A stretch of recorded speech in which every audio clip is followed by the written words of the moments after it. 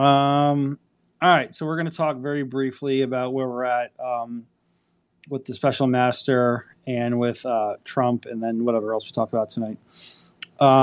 So you guys probably saw that I tweeted out that Judge Cannon in the Southern District. You know, it's so funny. Actually, I'm not going to say that. So Judge Cannon said that she preliminarily intends, which doesn't mean it's going to happen, but it's most likely going to happen, that they're going to put a special master on this case. So what does that mean? Why is it a win for Trump? And then why at the end of the day does it not matter? I'll give you the 30-second overview, which is not earth-shattering. I'm pretty sure you've all either seen it or you know it. So the issue becomes in this case is that if you guys go back to our recordings, and we try to keep as many as we can, and I download as many as I can. My computer is starting to run at a snail's pace because I have so many podcasts and all these things that I have to download, then edit and change. And, it's just, so we have a lot of stuff on here. If you go back to our stuff for at least the last 30 days, it's still up. Twitter will purge after 30 days. You'll consistently see that I was always talking about attachment B, right? Attachment B. And let me pull up attachment B real quick while I'm doing this.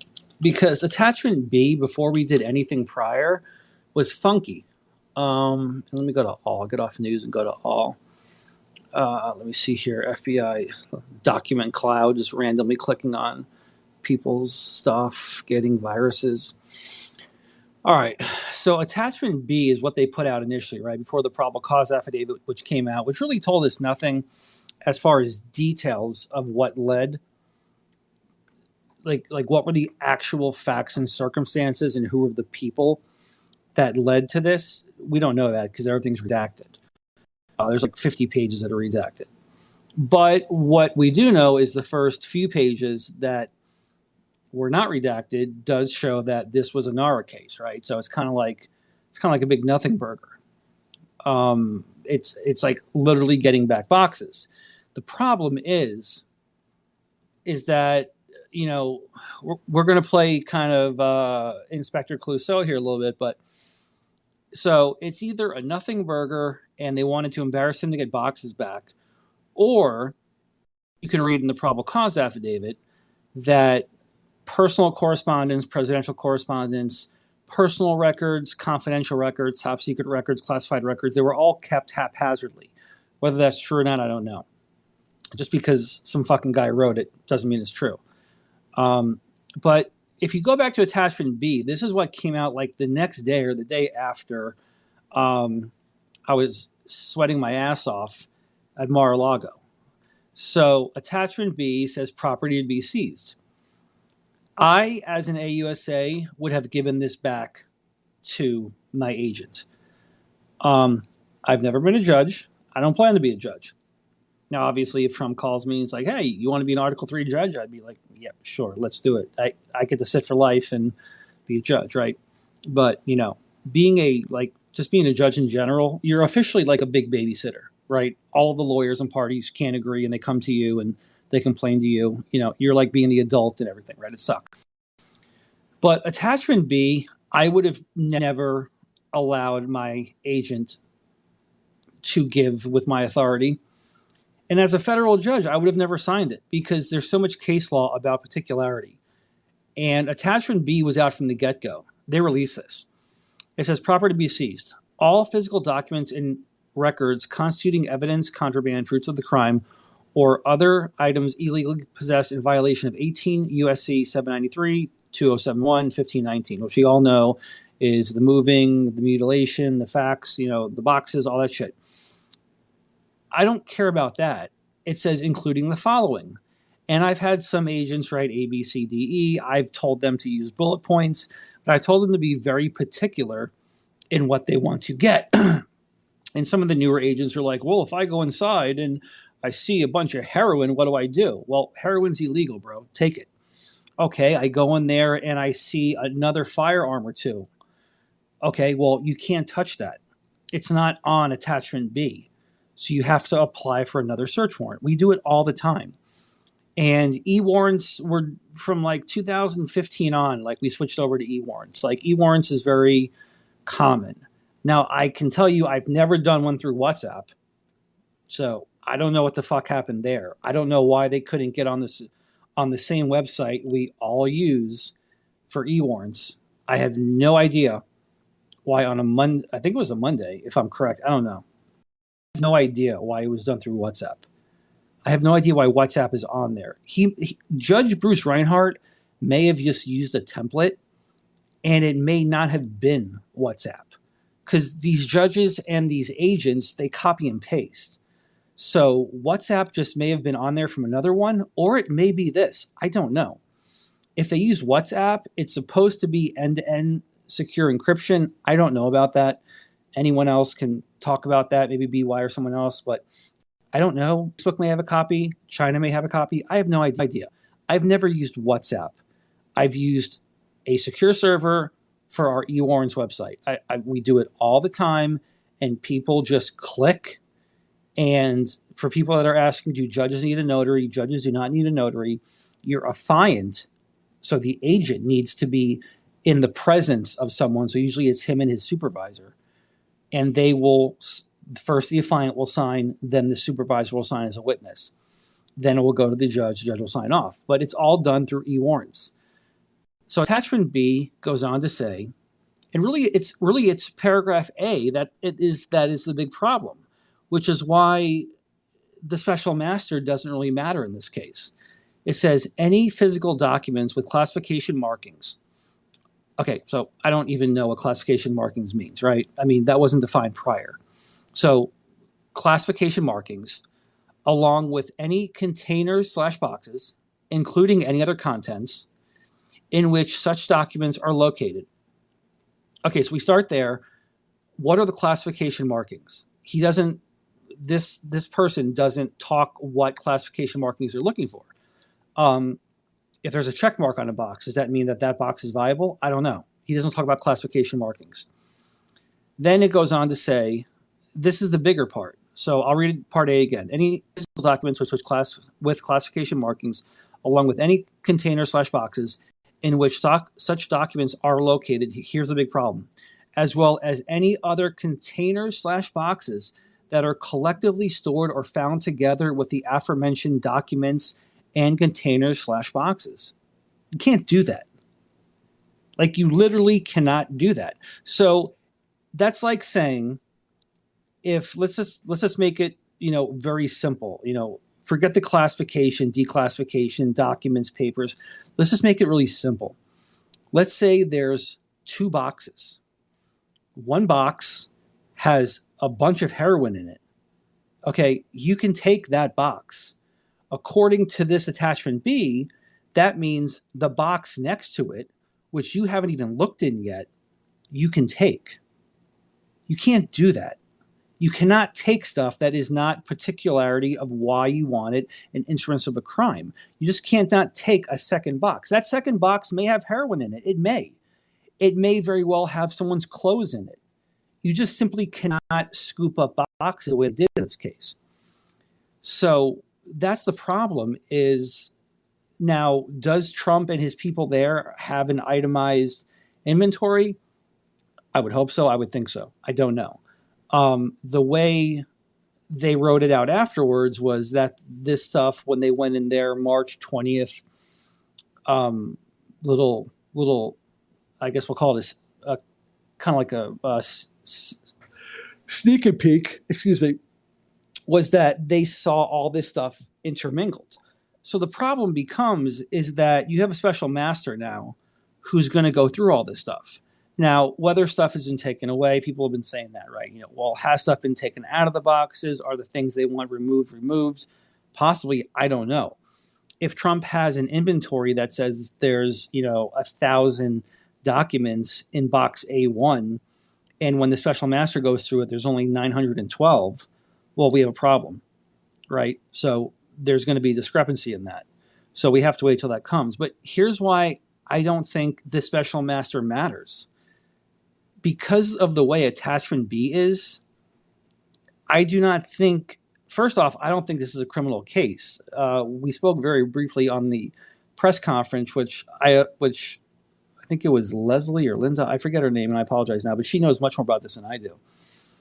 I thought it was a civil case, and she agreed, and she knows much more about all this clearance stuff. So here is so they're let's assume, which I don't think they can't bring criminal charges on this because you can quash or suppress all of the stuff taken.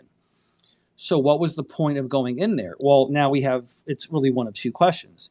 One is, which is I guess the easier and cleaner route, is that they called Trump's attorney. Trump's attorney didn't get back with them, or Trump's attorney called them, and there was miscommunication. So they were like, "Fuck it, we're going to get this." That's A. Option B is they had a sneak peek in March or May of this year. I believe it was this year, March or May of this year. They saw stuff they wanted to get, and it didn't matter if it was going to be suppressed later on because they just wanted it back. So they were never going to use it in a criminal case, which I don't think it's a criminal case, but that's besides the point. So now, take whichever T or whichever factual scenario you think is better, you believe with. I don't know. I don't know the answer. Maybe they wanted the boxes back because there was a discrepancy and they couldn't get the times together. I mean, it seems a little extreme to raid Mar-a-Lago because you can't get on the same time page. Or there was stuff there that they just simply wanted to get back, and after that, it didn't matter anymore. They won. Game over. They got what they wanted back. What was in there? I don't know. Now, Trump knows, or I would think Trump knows, or somebody there knows. So if somebody comes out with a bomb saying that there was, crossfire hurricane, or, Hillary Clinton in fucking panties photos, well, first I would ask, probably why is that stuff in a confidential box? Not the former, by the way, the latter, Hillary Clinton like in a G-string, why would that be classified? But short of that, that's why I think it doesn't matter at this point, because the case isn't going to go anywhere. This is it. It's over. They got what they needed to get back, whatever was in there. Now, Trump may know, and he hasn't said it, or he hasn't dropped that bomb, or he may not know. There's a decent chance that there's other people that he gave that I would call it a problem at this point, a problem to keep track of what's in there and why he has it. So that's the issue now, is you have a special master looking through all this stuff, and then you obviously have the Taint team, right, which apparently didn't do their job because they took attorney-client privilege material. So the Taint team didn't do their job while they're doing the search warrant. I don't know, or if anyone knows, you can tell me. I don't know if they videoed Mar-a-Lago before and after the search, which some agents do, some agents note. Some also video during. I like to have my guys video during. They should have been doing that. If there's stuff that you're going to get that you're not probably supposed to take back with you, you're probably not going to video that, right? I don't know. So that's the problem, all from attachment B. And so this is where we're at this point, is will Trump get personal stuff back if it was taken? Yes. Will he get attorney-client stuff back if it was taken? Yes. But what about all the other stuff that maybe, they wanted back, which Trump should be aware of, I would think. I don't know. I mean, does Trump have the ace in the hole, which is, hey, in those boxes were this and that, and you took it? I don't know. So the special master is going to look through all of this stuff and essentially inventory it and look through all of it and see what applies to the Fourth Amendment, what doesn't, what's privileged, what's classified, and break it all down. And then, that's where we are. But if there's no criminal case to be brought, then why does the special master even matter? Because I don't think attachment B gets by a judge. I don't know how a federal judge signed off on this attachment B. This attachment B doesn't pass the Fourth Amendment. I mean, it just simply doesn't pass Fourth Amendment case law. So, that's where we are now. We're at the point where this is going to drag on, and I don't see why. Because if they bring any of the charges, and I'll end on this, Mark, if they bring any of the charges, all of this evidence they got is going to be suppressed, which means you can't use it at trial, which means you can't go forward. It's going to be suppressed either through the attachment B, which says you can pick up any boxing container and anyone next to it, which is not proper. It's not going to pass Fourth Amendment case law. Or it's going to be through the way they executed the search warrant by taking everything that was in grasping distance, which again doesn't pass Fourth Amendment case law.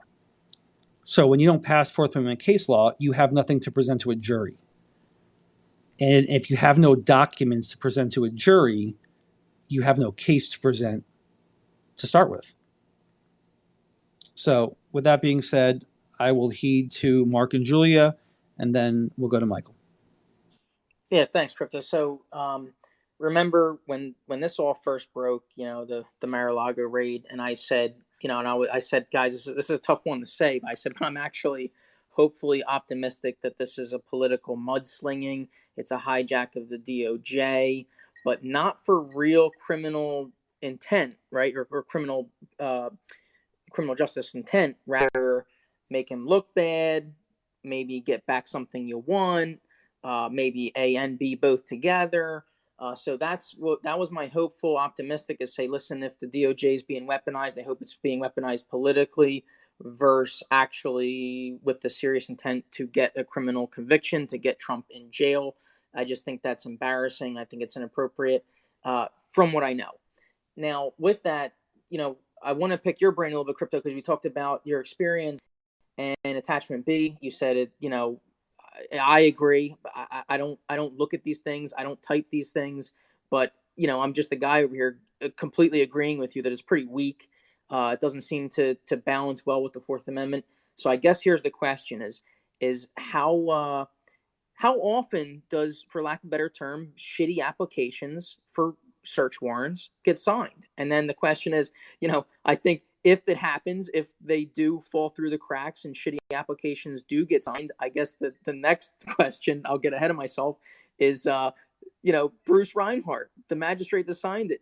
Don't you think he should have, put a little extra scrutiny on his applications, seeming that it's at Mar-a-Lago? So just looking for that, Crypto.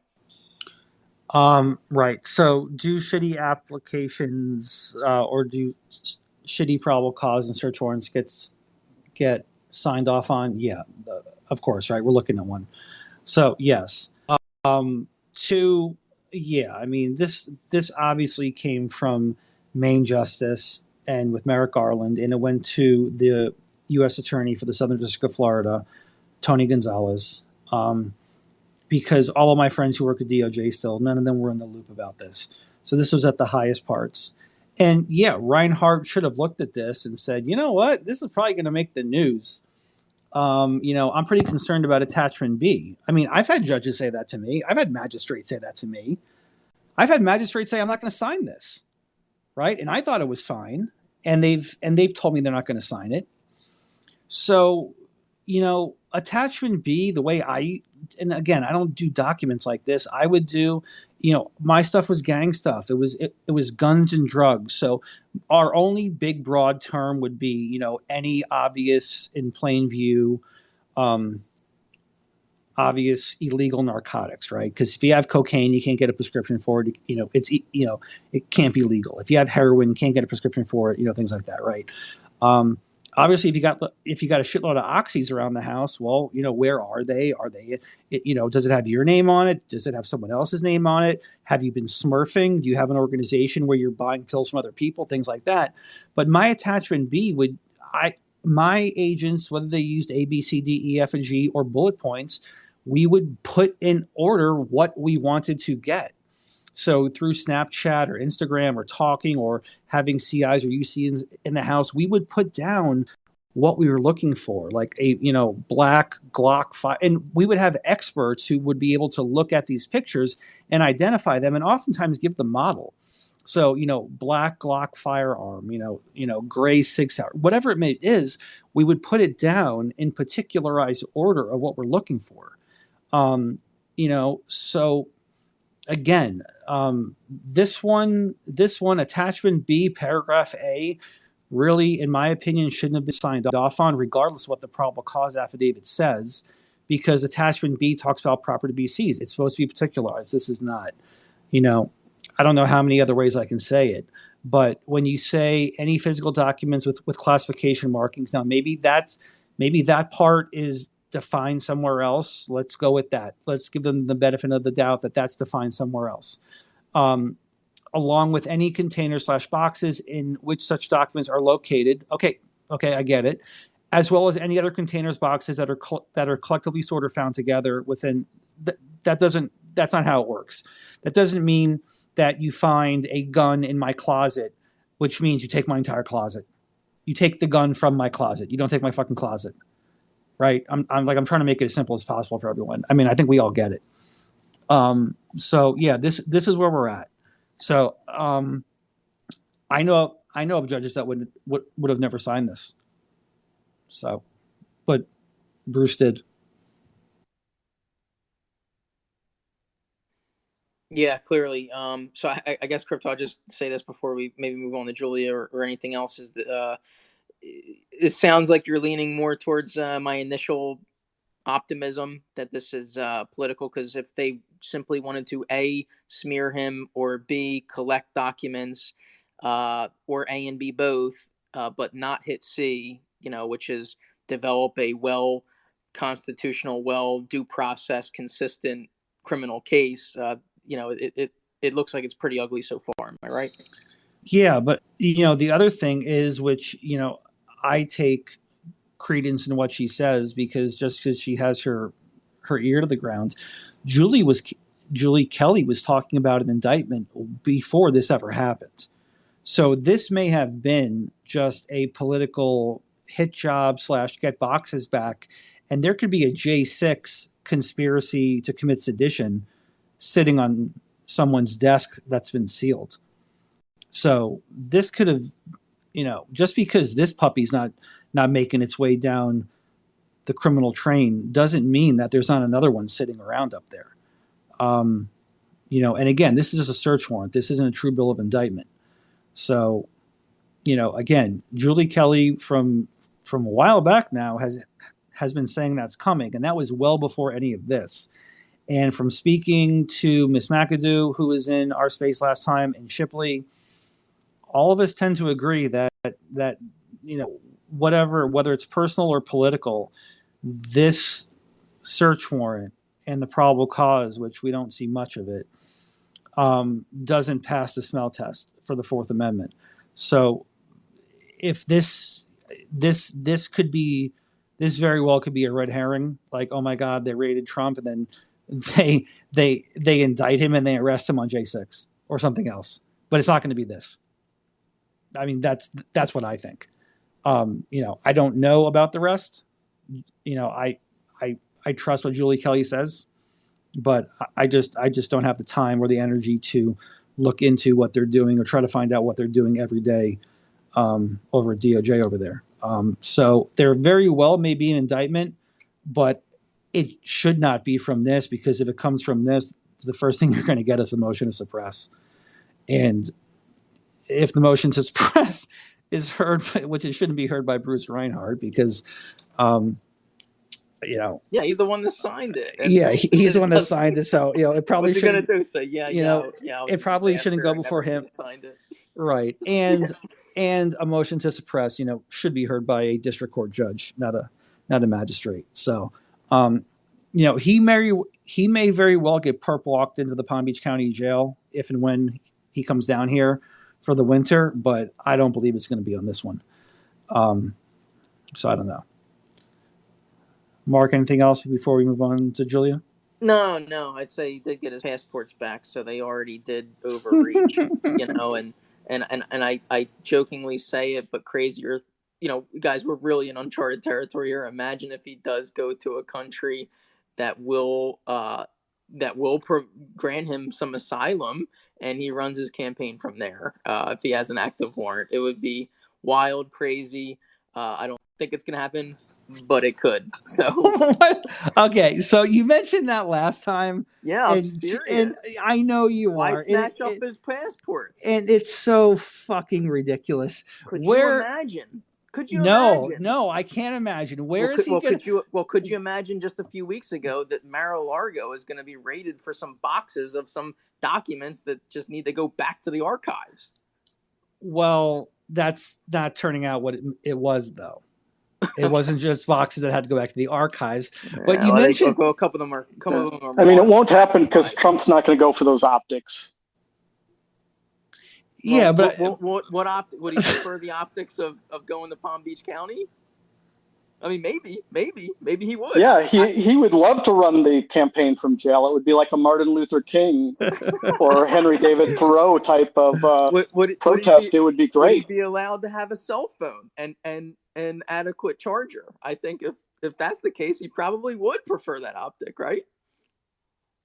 Yep, Crypto could come visit him in jail, write down the tweets, and then take them out and deliver them. I'll be down there too. You better believe it. Yeah, the whole fucking John McAfee on the run going to another country island thing. I don't know. You know, countries would grant him asylum. You know it. Okay, and Mark, for what reason, and why would he go there and stay there? And then what? He wins the presidency and he comes back and gets arrested? Well, I mean, if he wins the presidency. You obviously haven't thought this out. Like, no, I don't know why we have this. But why wouldn't he grant himself an Okay, so is he going to say, let's say the country of Markistan, right? Let's make up a fucking country. The country of Markistan, which has no diplomatic relations with the United States. Are you saying that Trump is going to win the presidency from Markistan and then rule from Markistan? Or is he going to come back and then be arrested under his true bill of indictment? Because either way, both are equally stupid. No, so please explain to me which one he's going to do. No, you're already making a mistake because it doesn't. I'm making a mistake on this. Yeah, because to grant asylum, it's not that they don't have to have diplomatic relations. They can have diplomatic relations completely, but they go, you know what? I'm going to grant this person asylum. It happens all the time for bordering states, countries. Okay, so he's going to go across to the UK. That's going to grant him political persecution because Orange Man bad. I don't know where he would go, but I promise you, he knows where he would go if he were to go. He's not going anywhere. I don't think so. I don't think so either. But I also didn't think that we'd be having this discussion at all. So I have to think down the road and say what else, what other unimaginable situation could happen, and that would be it. And further, if that happens, hold on. As the president, as the president of Markistan, yes. Mark, you're the president of Markistan. Yeah. Do you grant him asylum? Oh yeah. For a warrant over this? For some documents? Yeah, yes. He's got asylum. Okay. Let's say they come back with a J6 indictment. Does President Mark of Markistan take him in? Well, I already have him in. So I want to see evidence. I'll work with the United States government, and I'll say, present me the evidence. I want to see this. So even though you don't have diplomatic relations, you're going to open them up for this? No, we've already established that that's not true. You can have diplomatic relations and still grant someone asylum. Everyone knows that. I know that, but I made up Markistan for that reason, to have a place. I would definitely. Hey, Crypto Mark, how much money is America giving every year to Markistan? Because we're cutting those damn funds off. That's a good question. You know what? If Ukraine can get 80 something billion, Markistan can get $1 billion. All right. So my point is, though, Mark, whatever it is, you're in control of it. Yeah. So now you're saying you want to look at it before before you decide to ship him back. Absolutely. Okay. I want to see the evidence. Okay. Perfect. So my question, which you've already answered, is there's a chance you would ship him back. Absolutely. If there's always a chance if the case is sound, and if they bring some stuff like Attachment B over, I'm going to say what happened to the fourth, what happened to due process, what's going on here. Markistan is not going to send somebody to go get confined as a political hit job. Not going to happen. Okay, we stand for justice in Markistan. I'm glad you do. I'm not sure Markistan understands what political persecution is exactly under the rules of it, but I'm going to go ahead and move on to Julia because this is ridiculous. Julia, the floor is yours. Okay. So just a quick point off the top. I didn't read anything about the FBI videoing themselves while at Mar-a-Lago crypto. So if anyone else knows anything about that, definitely let us know when you come up to speak. But regarding the special master, I know that Judge Cannon also ordered the Justice Department to provide more detailed receipt for property, specifying all property seized pursuant to the search warrant executed on August 8th, 2022. Gave them until August 30th to respond. So I thought that was great because that was something I think a lot of us definitely want to know more about and still haven't heard any updates on. She also ordered the DOJ to file under seal a particularized notice indicating the status of its review on the property seized in the raid, including any filter review conducted by the privilege review team and any dissemination of materials beyond the privilege review team, and that the Justice Department should include in its filings its respective and particularized positions on the duties and responsibilities of a prospective special master, along with any considerations pertinent to the appointment of a special master in this case. So I think it's important to note that the DOJ taint team was actually, they've been reviewing documents seized by the FBI during that raid. It was like right after the search warrant was executed on August 8th. So it's the 28th now. So they've been looking over that stuff for a while now. That was according to a senior law enforcement official familiar with the process. I got that from a Fox News story. So I guess just kind of maybe a rhetorical question, or if anyone wants to weigh in on that, what happens when we learn that the DOJ has already been or already has reviewed a lot of these documents? And as for the taint team not doing their job, I know you posed that question, Crypto, or that thought. I think you're absolutely right. I mean, they took at least 5 boxes that had attorney-client privilege material. So that's something to remember. And I believe that Trump actually, he put a post, I know on at least Truth Social, I'm sure also in legal documents, he specified those boxes by numbers and letters. So additionally, I want to put this point out there. We've got those 15 boxes that kind of triggered this whole situation, allegedly, that were recovered by NARA. I think Trump willingly turned them over, but they were mentioned throughout the affidavit. And then you had the FBI looking through those boxes, something that I think a lot of us thought was, very strange in the first place. But I don't believe they used a taint team. Again, someone can correct me on that. But there's also, that's a different situation. You had Trump turning those over willingly. So there's that thought that, he went through the boxes, his people went through those boxes and knew it was in there. So you'd assume there wasn't privileged material. So it's a different situation, but that's certainly very interesting because perhaps he wouldn't have expected the FBI to be sifting through those documents when he willingly turned them over and didn't have any legal issue with it. So before I end, I just wanted to toss out a couple of recent comments from representatives. Mike Turner, who's the highest ranking Republican on the House Intelligence Committee, he said today, what's missing in the allegations are that there's some imminent national security threat that would justify raiding the president's home. I thought that was a great point because, thanks to this heavily redacted affidavit, it's still really unclear whether anything kept by Trump actually created an imminent national security threat, right? And this goes to your point, Crypto, that just seemed civil, nothing criminal. And then Turner also added that former President Trump's home was raided, which is the most invasive manner in which the FBI could have gone about this. But then we have Senator Roy Blunt from Missouri. He said, he's also a member of the Senate Intelligence Committee, I believe. He conceded that Trump should have left the classified documents behind at the end of his administration, saying, I understand he turned over a lot of documents. He should have turned over all of them. I imagine he knows that very well. He knows that very well now as well. And he said that to George Stephanopoulos. That was on ABC News, I believe, today. But an interesting point I think that he made was that the Senate Intelligence Committee was never informed about the missing classified documents. And I think the New York Post said this is a situation that needs to be explained. That's something I hadn't thought of. He said one of the things I was concerned about when I heard about this so-called raid or seizing of documents was, why hadn't the Intelligence Committee that I've been on for my time in the Senate and time in the House, why hadn't we heard anything about this? And then he added that he thought the timing of the raid was suspicious. Of course, I think we all believe that, suggesting the Biden administration pushed it to take attention off of things such as the disastrous economy and the president's controversial student debt bailout. Yeah, so those are just some of the thoughts I had regarding, obviously the special master, but just the situation on a whole. So, yeah, some questions in there, some are rhetorical, but thoughts welcome. Julia, what was the first stuff you were talking about? It slipped my mind now. I'm sorry.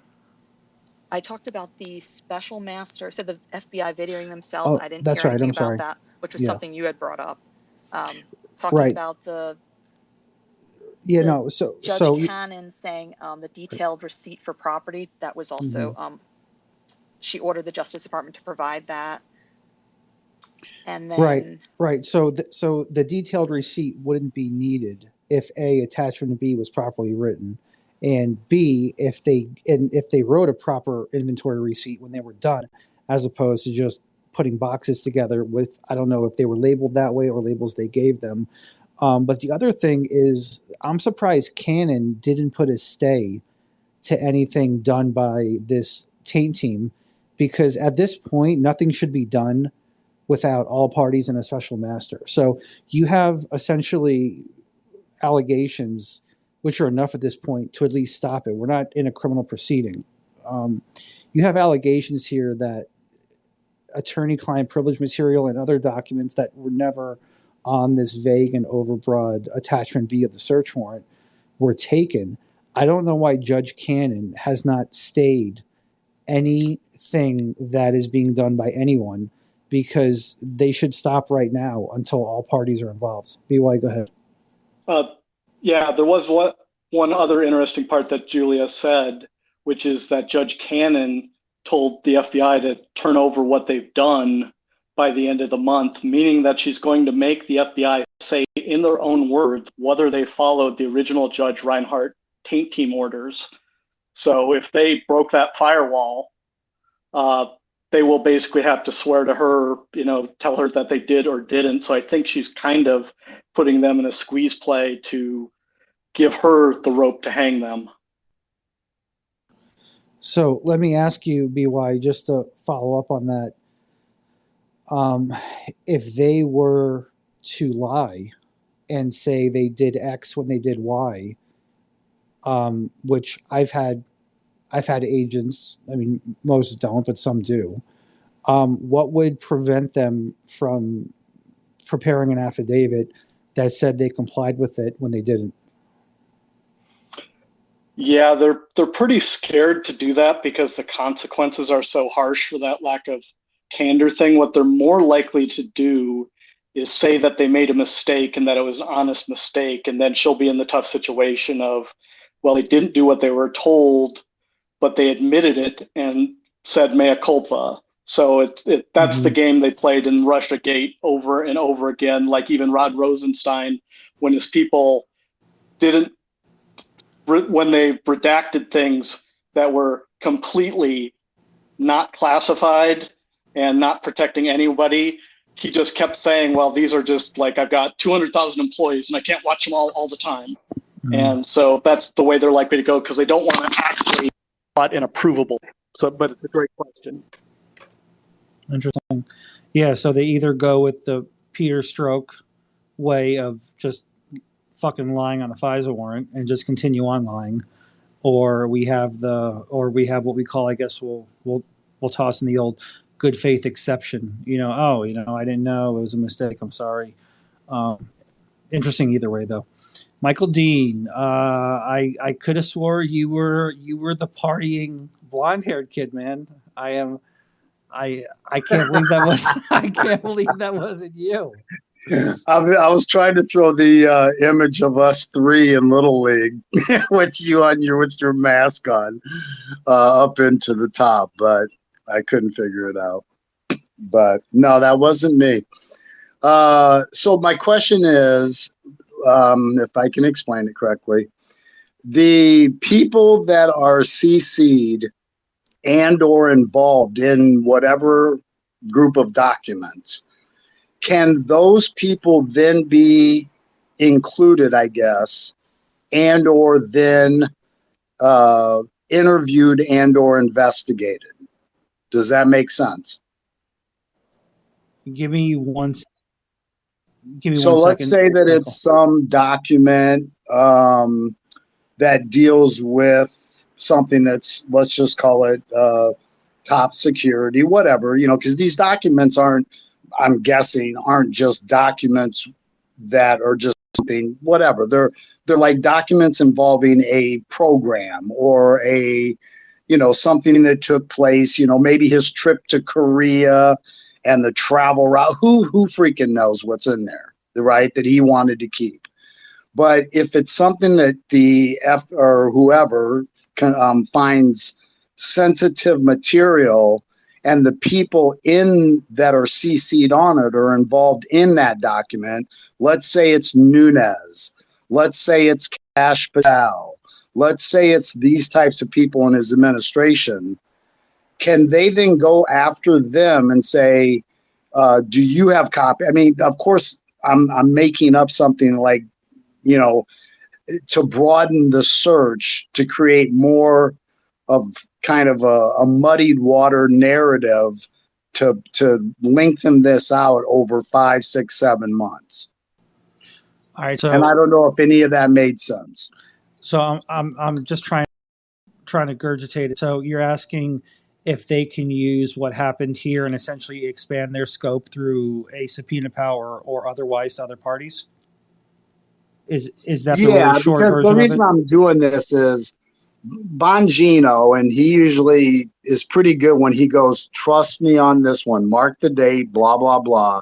He mentioned some section code thing, and he said what he believed was that they are trying to expand the search to the people that are regarded in these documents, and then, not necessarily go after them, but just to make it, again, I got what look you're like saying. a conspiracy. I got what you're saying. So Okay. right. So okay. So the answer is yes, of course. So if you go in under a legal search warrant and you execute it and you find documents that lead you on to other people of criminal activity, yeah, you could definitely open up a new case number and expand that and continue on with your criminal matter, and possibly send a target letter, which I don't like to do. Not many people do that these days, but you could send a target letter. A target letter is something that the DOJ or the state will send to someone saying that you're in an investigation of a criminal matter and we'd like you to come in with your attorney. Those letters usually scream of desperation, meaning that young person, so you're asking them to come in to talk. I never like sending those, but no, if they find stuff in there that leads to, let's just say that there was a handwritten note that says Kash Patel has a nuclear codes, right? Even though we know they change every day, and that was brought up, right? If there was a letter in there that said, I, Donald J. Trump, have given Kash Patel the nuke codes, then yeah, you would obviously expand your scope and your investigation to other people. So where it leads them, I mean, it will probably lead them to other places. They could be institutions, they could be people, but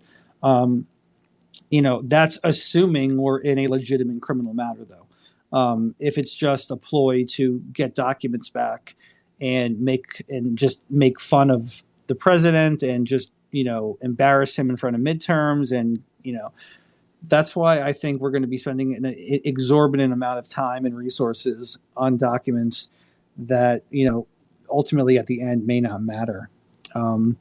Now, I mean, could could a bomb come out of left field like the fucking Squirrel Master, and all of a sudden we think this is over, and then an indictment comes and we're like, oh my god, man, crypto was just talking about this big nothing burger.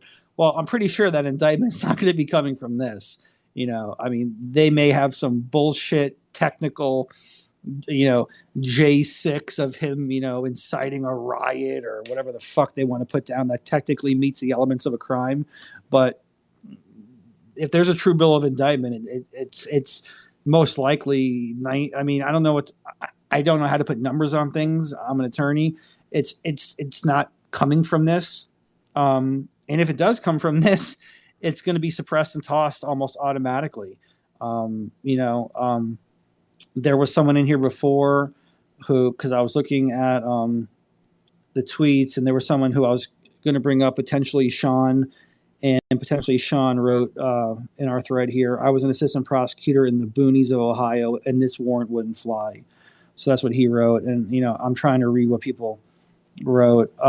Someone wrote that Marxistan is too close to Marxist. Well, I'm pretty sure I'm pretty sure that I'm pretty sure Marxistan is pretty Marxist. I mean, oh, don't do that. Listen, is all about due process. We want to see something better than Attachment B over in Marxistan. Okay, well, all I know is that the title now is Trump Flees Taint Team in Marxistans.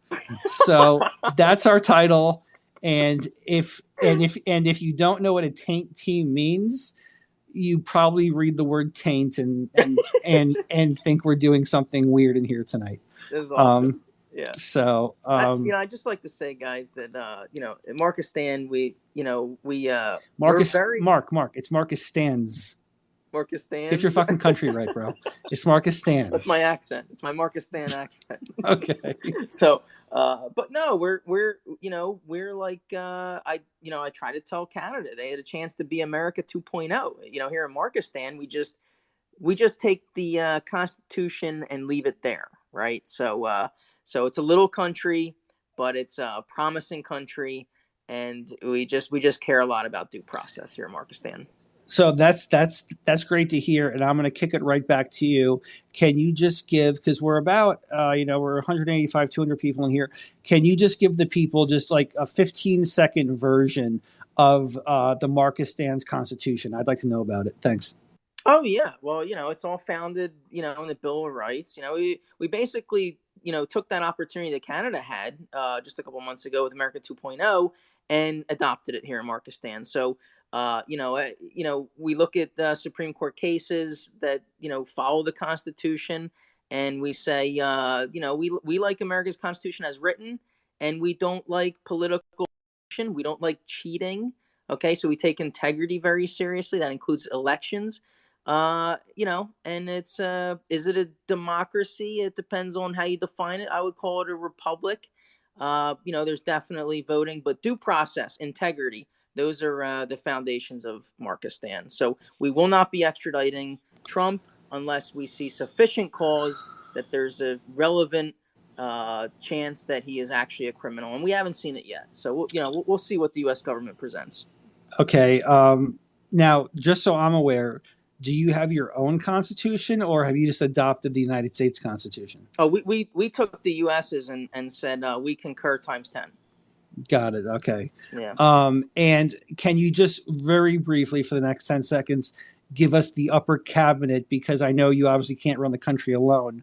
So, there's very few of us. So yes, there is. It's a very tiny nation. Right. So can you please tell us your population and who runs the country? What's your format? I mean, I know that you are the esteemed ruler, but who is below you? Well, we do have a SecDef. We have to have a SecDef, and I'm trying to think. We like Dakota Meyer. The guy's pretty grounded. Medal of Honor recipient. He knows what needs to be done. So he's the SecDef. We do not have a Department of Education. We don't believe that. We think that parental rights. You don't like your teacher. You don't have to keep your teacher. Get a new one, right? So very small cabinet. Maybe we'll publish it later. Okay. Last question. What's your population? We're a strong seven. Although I think there's rumor that we may have one of our citizens with child, so it may go to 8. What? But the golf course is wonderful. So, President Trump and his. You're a fucking strong 7. It's No, miniature everyone's young golf. and healthy. So we expect to grow exponentially. With only one, with one with child, that's over a 10% growth, year over year. So, we're very optimistic on our population. His country's the size of a Walmart.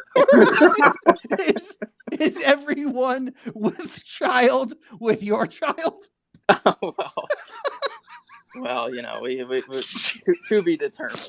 Oh my God! Yeah, it's Mark and 6 women, and they're all socialists. No, we're capitalists. We believe in working for our money and such. Yeah. What's your major export with 7 people and one of them being pregnant? Breast milk. Baseball. Ammunition. We have an ammo. A couple ammo presses. You have a 9 fucking ammo 45, depot. 223. The commons. Oh my God! Yeah. We export ammunition. I you know what? I may just put this on the podcast just to get it out to every website. But the important thing is that you can make fun of our population, or you can make fun of our export, which is ammunition. But at the end of the day, we believe in due process, and we're strict constitutionalists here in Markistan. So okay, and what happens when a gang of 15 teenagers wants to overthrow you and your 6 pregnant women? No, I don't worry about those numbers. You said 15. That's not a big deal. They better come with more than that. Okay. Yeah. We don't even have a prison here in Markistan. So we take no prisoners. If those 15 want to come along, it's a big mistake coming to Markistan. Like I said, Dakota Meyer's the SecDef. So good luck. Oh my God. Well, you don't have a single person who's a minor there. Not yet. Jesus. Oh, we're very optimistic here. I have to look. Oh, yeah. I was going to say we've had to either gone up or drop during that conversation. We just dropped by 25. Oh man, I'm God. Sorry, guys. We'll have to get back to serious. No, you know what? That was worth every fucking lost person who left the space. That was worth it for me. Asking you how many people. I had no idea you were going to come back with 7. I thought you were going to come back with 200,000. We're a small country. You came back with 7 people, and they're all pregnant by you. Well, I didn't say that. I didn't say that. Those are politics. Don't worry about that. Yeah. Oh my God. Markistans, man. Yeah. Well, you made the country, so. Yeah, I did. Yes, and to this point, we still don't know where it's located, so we don't have to worry about that. All right, guys. If anybody wants to come up and speak, feel free. Now's the time. Hit the speaker button. If you have any questions, comments, you can ask about Markistans, or you can ask about Trump. You can make your comments. Either or, doesn't matter. With that being said, though, okay, so I gained significant followers describing Markistan, so maybe people. I'm glad. People like the concept. Yes. Were they all women? I didn't check. I have a feeling with the customs at Markistans that Mark has made a rule as supreme ruler that only women can be allowed into the country. This is not true. I don't know. Well, true, but listen. Another rule is that there's no one over 5'5". Yeah. Well, no. The real rule, and Mark can affirm this right now before we go to the hands. But Markistans is everyone has to be a short person. I don't know what the politically correct language is these days, but they have to be a short person because Mark is only 3'9", and that is per state documents. So it is according to the state documents. It is. So, but no, so everyone we don't discriminate on physical attributes here in Markistan. So that I like to put those rumors right to bed. That's not true at all. All right. Let's go over to Prophet Darth, and then we'll head over to Paige. Prophet, the floor is yours. Good talking to you, gentlemen. I have a couple quick questions, and You can call me Parson. I'm just following Julie's lead by blocking out, and just trying to have a little fun with it. Um, the Presidential Records Act, doesn't that allow President Trump the ability at any time to review any document from his presidency? And then I'll have a follow up with that. I'd love to give the answer to that, Parson. I don't know. I'm sorry, I don't know. Because it is my understanding that is, but I'm not as well versed as you guys are. No, I mean, I am. So I mean, people take attorneys different than doctors, right? So people think of attorneys and they're like, well, he's an attorney, but we have our areas too, right? So if you were having, heart surgery, you wouldn't want a orthopedic surgeon who worked on knees for 10 years to do it, right? So when I don't know, I simply say I don't know. I am very not into classified documentation, what a president can and can't do. I simply don't have the background on that, but it makes sense. I mean, what you're saying makes sense, that a president or a former president could seek classified documentation. And real quick, before I go back to the thing that I wanted to mention, I think it was Julia talking who put it in my head, is being president comes with perks, right? I think you get to know pretty much everything about the country and where the bodies are buried.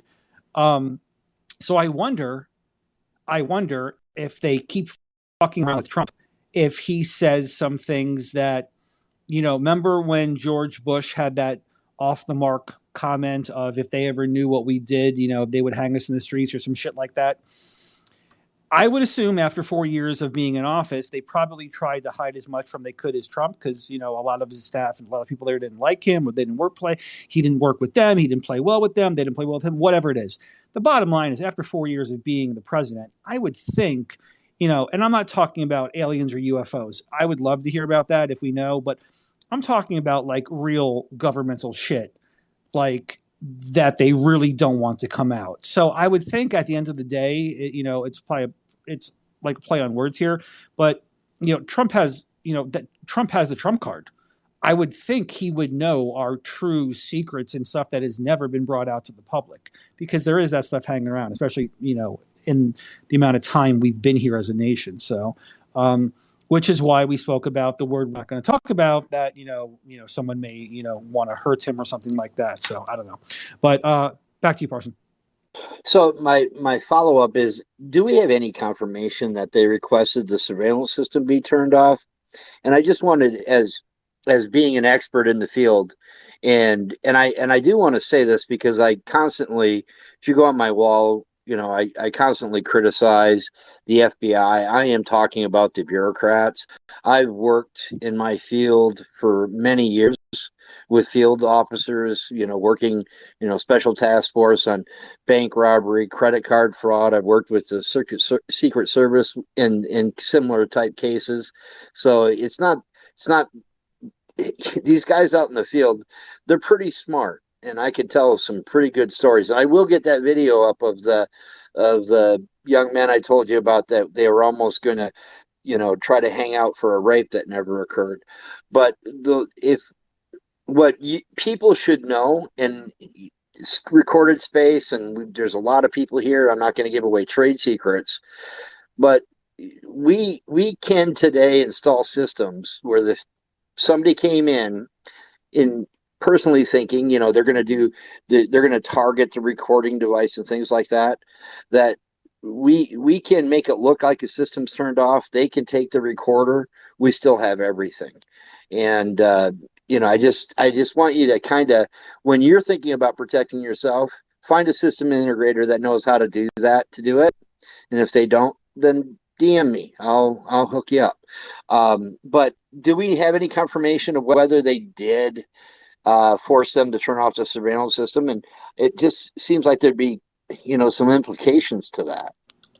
My understanding, and I'll kick it over to Julia because I think she may know more, is my understanding from what I heard from Trump is that they demanded the CCTV be turned off, and Trump said no.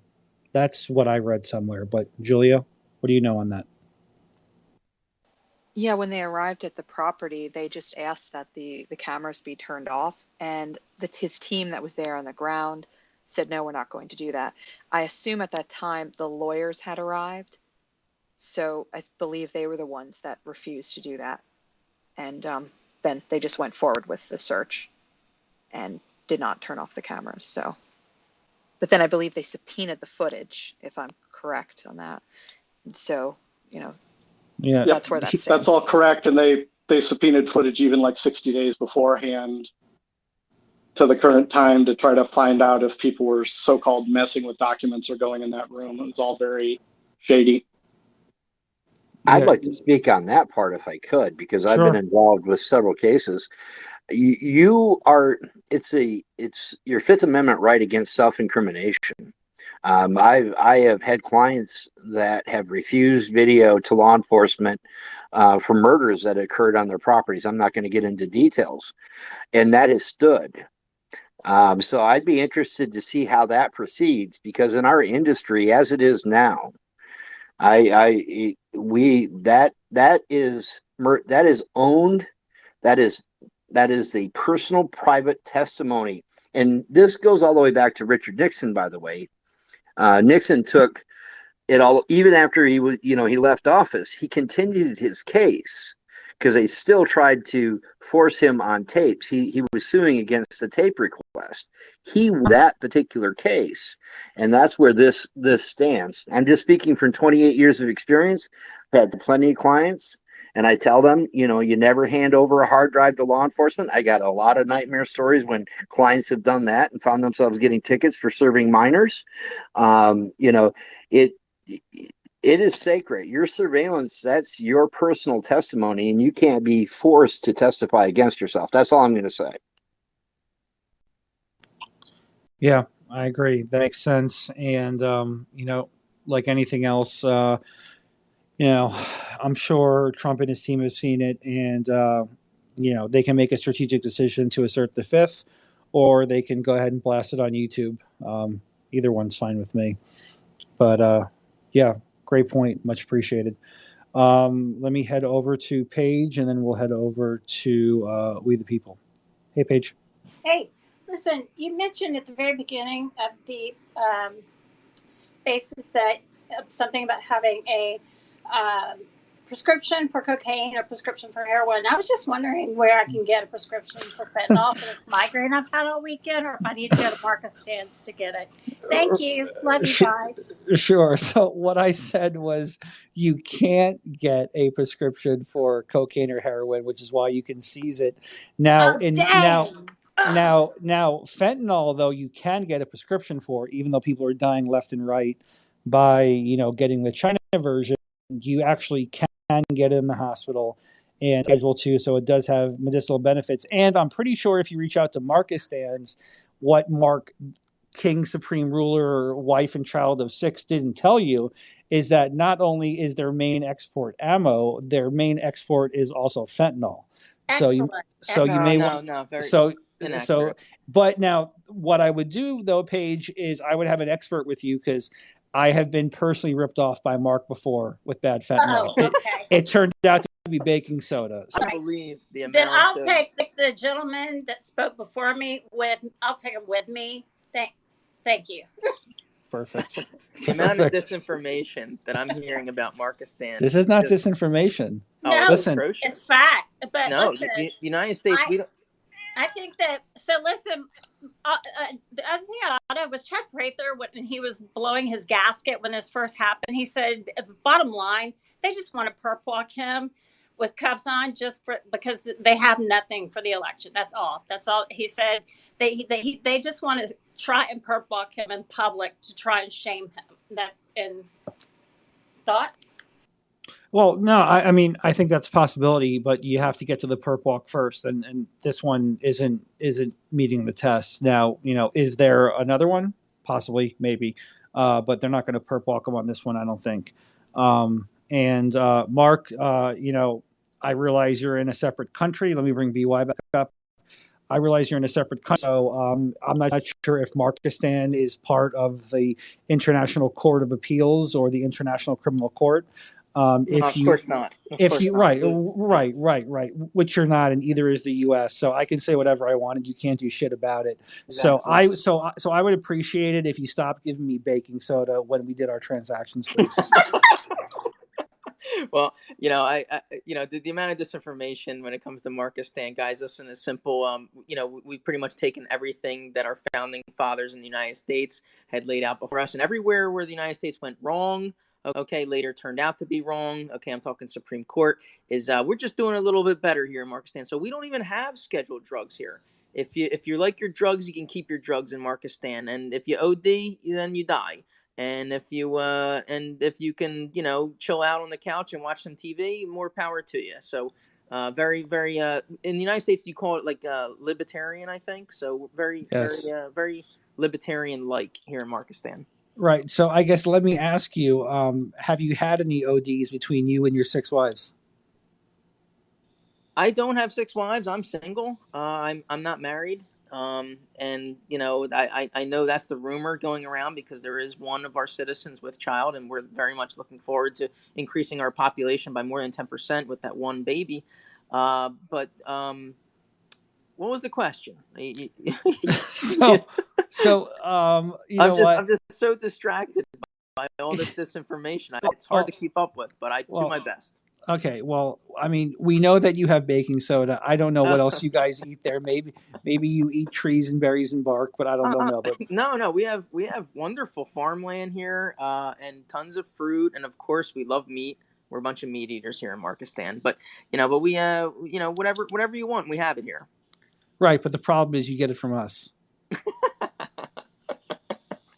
right from ShopRite, actually. To be yes, honest. There's only 8 of us. Yes, so there's only 8 heavily reliant on the United States as ShopRites. Yes, so every time you order something, it's usually coming from Wawa. Yeah, so that's for immediate needs, Yeah.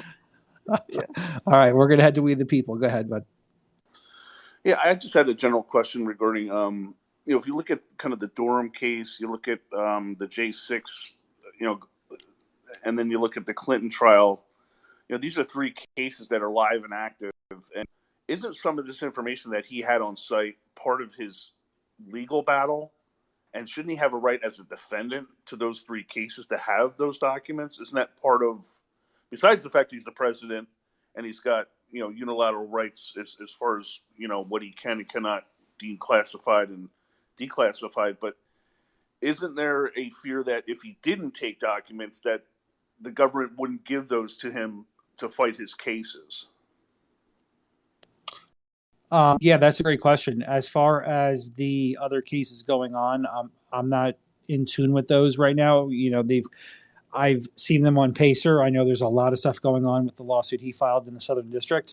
But yes, I mean, as a defendant in that case, if there were things that were turned over that both parties had an interest in, Trump's constitutional rights would definitely be equivalent to, if not higher than, the right for NARA to have some sort of documents or boxes back. So if there was something in there that he wanted to use in his own defense, I mean, he would obviously have a constitutional right to have those back. I'm not sure what's in there, what would be classified or not that he may want to use in his other legal battles. But if there are documents of those such, I'm sure that his legal team is making a request to get those back, whether or not they are classified to whatever extent they are, whether they have NDI in them or not. Nothing supersedes your constitutional rights. So, and is there? I also draw a parallel. I'll bring in the diary case with Veritas and the New York Times case, where you rate a guy, you take his discovery off his phones, and you hand it over to the New York Times in the form of a leak. You rate a guy, you take his information, and you. Again, I'm not saying that anything's been leaked to the Clinton trial, but doesn't it seem like it's the same pattern that they're following, that the FBI raised this and now they're going to hand, and then you got the same magistrate that was one of the judges on the trial, even though he was brought in April, they had an original, I forget what the guy's name was, who was the original guy that ran the trial for the Clinton case in March. Then they brought in Reinhart, and then Reinhart takes himself out in June. Then Reinhart happens to be the magistrate. We're assuming they grabbed documents part of that case, right? So you're going to assume that all that discovery and all of his case files were there. Now the FBI has it, and who's the FBI in bed with? The Clintons. So, and is there any law that they're under, the FBI, how they handle those documents? Because it's been over a month now, and now you bring in this new whatever, this new third party that's going to manage it now. Well, the FBI's had these things for 4 weeks. What's it matter? You know what I mean? And how do we know stuff wasn't given to the Clintons? I mean, I don't know. Something just smells really bad about this whole thing, man. It just looks like. Right. So, I mean, to answer your question, first off, we don't know about that, which you're absolutely right. And then second, the fact that we have overlapping cases, that's why you had team on site, and then afterwards to do all of this work. But, it's also considering there's so many lawsuits and cases pending, I'm surprised that Judge Cannon asked for an inventory list as opposed to a stay, which is why there was only a preliminary intent to appoint a special master. Remember, a special master hasn't been appointed. There's been a preliminary intent to do so. So there may not be a special master in this case.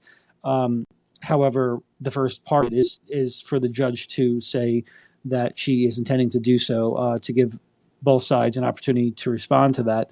So are there overlapping documents? I don't know, but it would be I would just say it would be very bad for my client. Now that I do defense work, it would be very bad for my client for the DOJ to obtain incriminating or inculpating records or photos or whatever through another case or another source. I don't care how they got it. If they got it, that's going to be detrimental. And then if they try to use that, obviously we're going to have to go through the means of, keeping it out of the purview of the jury. Because, I mean, that's ultimately where, I don't really give a shit if the FBI can look at it all day. They can jerk off to it. What you want to do at the end of the day is keep it out of the hands and the eyes of the jury. They're the only people that matter. The judge doesn't matter. The FBI agents, all the shitbags that are playing all these games, they don't matter. It's the jury at the end of the day. It's what the jury sees and what the jury doesn't see, such as the Gretchen Whitmer case. There were some questionable decisions. There's some juror misconduct in that case. If you guys didn't hear, the other two, the last two defendants were found guilty in the Whitmer case. There were some questionable calls on evidence. There's now a potential juror misconduct claim.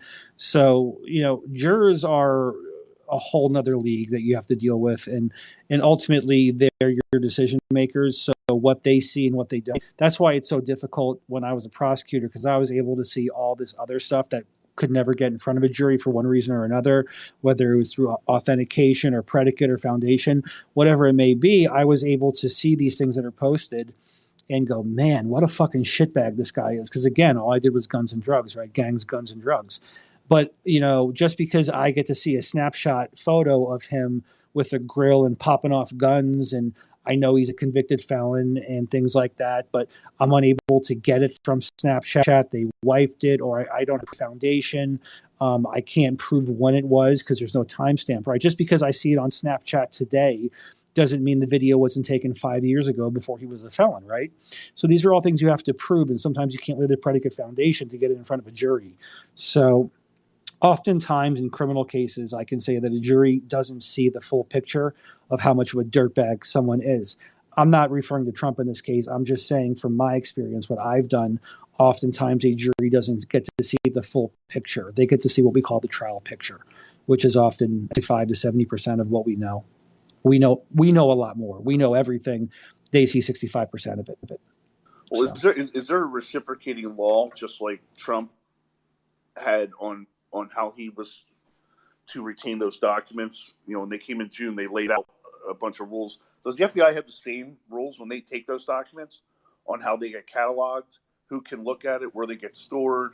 I mean, does it work both ways? Obviously, I know the answer is no, and the DOJ can do whatever the hell they want.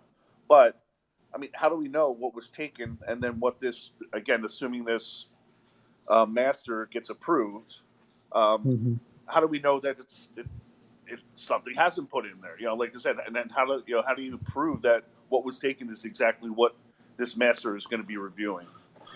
Right. Well, the first part is actually, yes, DOJ and FBI do have an SOP on how they handle records and how they handle evidence in general, because they do that for chain of custody.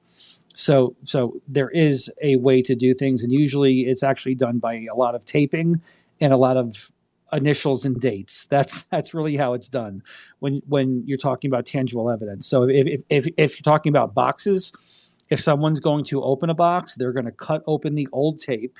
They're going to look through and do whatever. They're going to inventory what they did, why they did it, what they did again. Then they're going to put it back. They're going to close it. They're going to seal it back up. Then they're going to put a new, different kind of tape on, and they're going to initial it and date it. And that actually is how you keep chain of custody. It's really stupid, but that's how you keep the physical chain of custody, so you can show an item to a jury and also show the chain of custody to the judge as well. So there are SOPs and there's standard operating procedures on that. As far as what's in the box to what is going to be seen at the end of the day, there's no guarantee. I can only hope that Trump or his people have a quite detailed inventory list of what was in those boxes. But judging from the May or March visit from this year, what was written in the probable cause affidavit was there was personal and confidential stuff and classified stuff all mixed together. So if that's the truth, then Trump and his people did not keep things properly. I don't know. Michael, do you say something? No, but I just hit the thing wrong. Oh, okay. Storm, we'll go to you.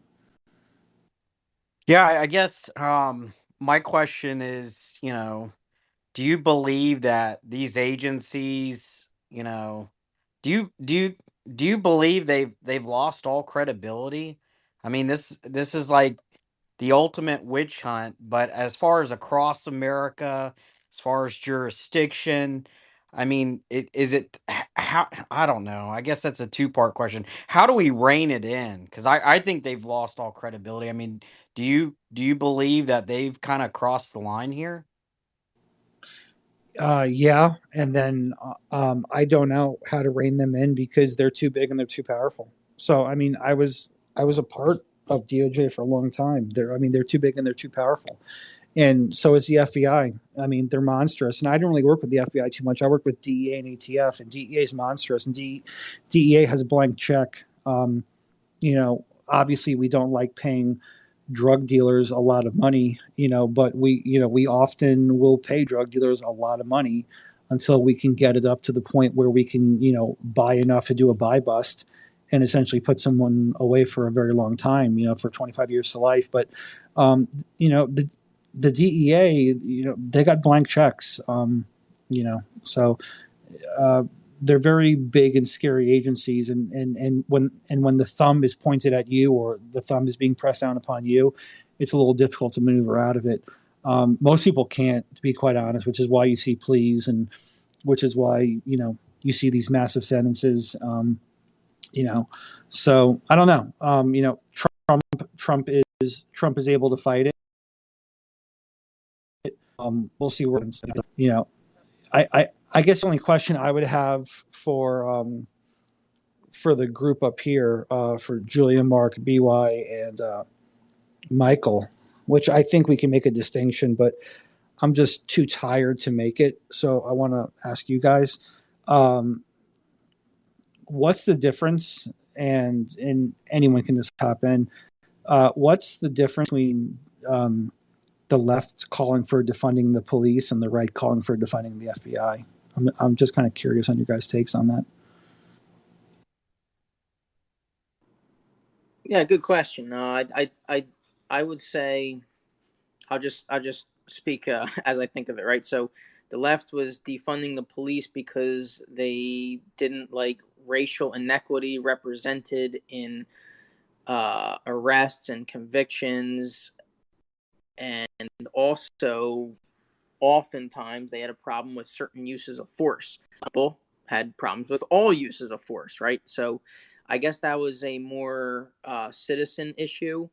And then the right's concern with the FBI is law enforcement going after political targeting, whether it be Trump or the impartiality of letting people on the left go, but going after people on the right. So the conservatives' concern is political, and enforcement is more about racial inequities. So that's my understanding of it. Doesn't mean it's so.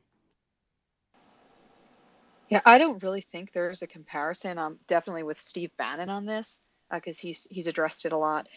There, in my opinion, it really comes down to police versus a police state, and the way the FBI is acting right now is as a police state, and that's why they're being called the Gestapo.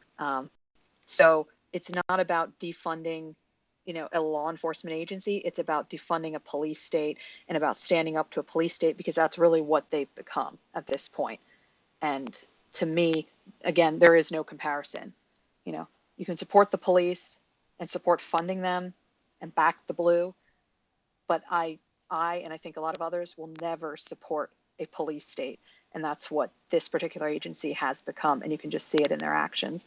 And I don't think I need to even bother listing them, but there's a myriad across many years that just make it very obvious to me that they are not acting as they're supposed to, acting in good faith, or just doing what is right. They're acting against the American people. Well, let me follow up with this question. Would you not say that in 2020, in certain times, that in certain areas, obviously excluding Portland, that the police themselves weren't acting as a police state actor in the way you're describing it? And shouldn't I be more concerned with police that affect more people than the FBI, who are only affecting large, grand scale people to make an example of? I mean, I have no thought process that the FBI is going to come raid in my house. They don't want me. They want Trump. Well, but did the FBI affect the outcome of an election? I don't know. Multiple elections? I don't know. To me, that would have a massive, massive impact on, well, pretty much everyone in the United States. But because we didn't look at the outcome of the 2020 election and who's in charge and what's happening in the country. But we weren't calling for defunding the FBI until now. Well, but remember, the left wanted to defund them because they were doing their job. We wanted to fund the FBI because they're not doing their stated job. They're playing politics. They're running lawless. They're, forging documents related to, Trump in order to get him. They're letting Hillary go scot-free. They're letting Hunter Biden go scot-free. They're also centralized power, right? Like, police can be local, can be a states' right issue. There's just a very few things that only the federal government can do, and most of those things you don't need the FBI. It'd be a working group of multiple states, attorney generals, and task force, which we already have for terrorism and things. So the other part is that the FBI, most of it is now the counterterrorism role, which is a non-criminal role in general, just designed to protect us from espionage, but they use their lower standards and burdens of proof to open investigations on Trump, hoping that they'll find something that they can then refer to a criminal thing. And of course, since they're all in the Beltway, they have that Beltway groupthink as well of consolidating power and unaccountable. So pulling the purse strings is one way to force oversight to work. Otherwise, they just laugh at oversight. Yeah, I agree. No, you guys all make good points. I don't know. I think my only thought process is I agree with what you all said. I just think when it comes to me, I'm more concerned with my local police than the FBI. But on a grander scale, obviously the FBI has much more. Well, not just the FBI, but the federal government. They have a much more devastating effect across the board. But I don't. Not that I'm going to be up at night for any search warrant for the FBI. If anyone's going to be coming by, it's going to be someone local. But no, they do have devastating effects that reach well within the small local counties of sheriffs. All right, guys. So what we're going to do is we're going to bring this up. Mark, I'm gonna go to you. If anyone wants to come up, now is your time. We're going to do a lightning round. So Mark, I need you to. If anybody wants to come up, now's the time. I'm going to give it a couple seconds, and then Mark, you'll explain the lightning round on what we'll do, and then kind of explain what it is and what we do, and then we'll go ahead and we'll do that, and we'll have some fun with that. So, all right. So I see nobody else, so I'm going to lock it in. I'm going to mute out, and then Mark, go ahead.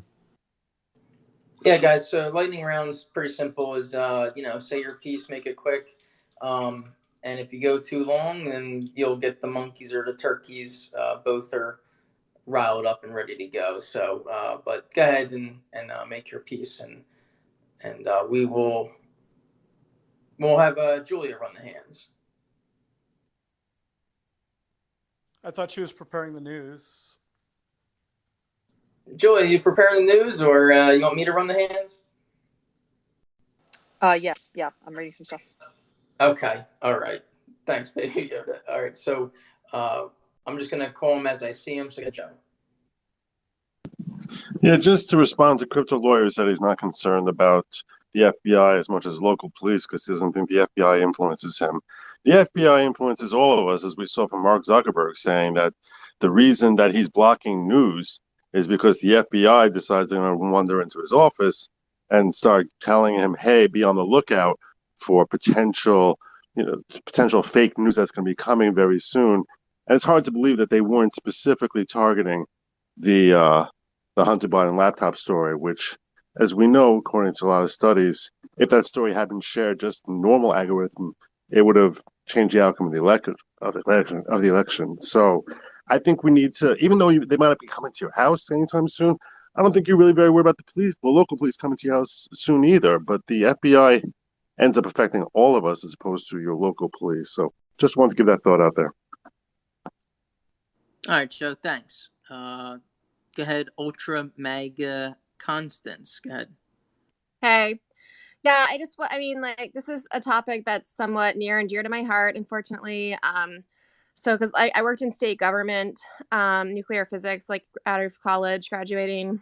And I can't really say much, but I'll just say I was stalked for about 4 years of my life, during like my mid-20s. And did you say stalked? Yes. And I by a guy or by the I'm it definitely could not have been by a single person. I'll just say that. So I would just say, like, you might think that these groups, I agree with what Julia said though, just that like it's a federal versus like a more dispersed situation, right? With like local police versus federal government. But the thing is like they have access to whatever they want on you. And it's just like, so I have reasons why I think it happened. It's not like I just like came up with this, like there's a lot to it I won't go into. But and there was probably a personal element that became something else. But like the thing is, like, there were times where I told some family members, I was like, if something happens to me, like, I am not suicidal, like I had those moments where I was really scared. Like, I didn't know what was going to happen if I made a wrong move, Ultra, what was happening to you? That I was stalked almost every single day of my life. There were black cars. Yeah, they're very obvious. Okay, so black cars were following you. Extremely obvious. They wear suits. It's like ridiculous. It's like crazy. Like, yeah. So, were they backgrounding you because of secrets you knew? Like, were they kind of doing counterintelligence on you, did you think? So I think that I might have been labeled because, like, it's complicated, but like I knew someone who probably went in, I don't know what he went into, but like I think he was stalking me, and then like I had a job with the government, and like there became this big legal situation at my work, whatever. But then like I think initially I might have been labeled into like a certain category, and it was wrong that I was labeled like that, but I was very perceptive of what was going on. So like it was just it became like, I think it just only further like made the label, like, made it seem like something was there. So like so this eventually stopped. It actually stopped as soon as after I left my job. I left, which I left on my own terms. I only left on my own terms. But you know what? By the grace of God, after I left my job, the only other time I think I was stalked was when I went to vote after that on election day. That was that was very weird. But and that was like November. I left my job in November. Maybe it was like right after, like very close after that. Yeah. So it just went away after I left my job at the state. But there were like definitely like I was concerned for like I don't know what, like I'm apparently not, I don't have a lot of value here or whatever. Like what happens if I just make a wrong turn? Like, I don't know. It's just, but it's a very frightening thing when you realize you're up against something that there's no way that you can fight. Like, what am I going to go to, like, how do you fight that? Like, what do you do? Like, you know, I eventually like stopped. I didn't record a lot of stuff because eventually I was just like, I want to live my life. Like, I'm not gonna let these people destroy my life, and I'm gonna live my life. And so I wasn't, you know, like I guess I could have gotten like a dash cam, like, which is now I look back, like I didn't know that existed, I guess, but like I could have recorded it all. But what would have been proven? Like, it wouldn't have proven anything. It's just like, oh, there's black cars all the way, like every single day, you know, they're sitting there for me. So, and then like, you know, it's a creepy person in my building who's always trying to get me to run with him. He doesn't seem to be married to this person he works out with every time I'm in the gym, you know, like just like creepy stuff.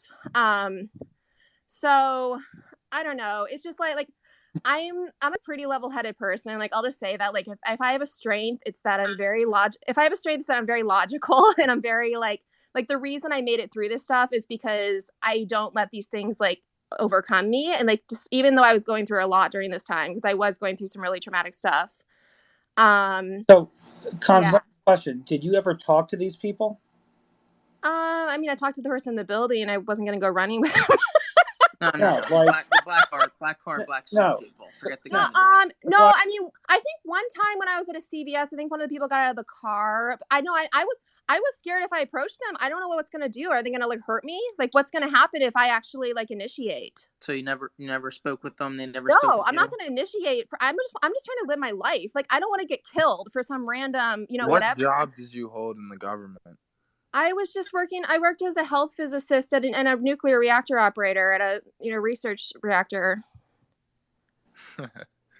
So I guess my question is, in 10 years, I've had any of my agents assigned to one person day in and day out. Yeah. So I'm sure I have a file. They probably destroyed it.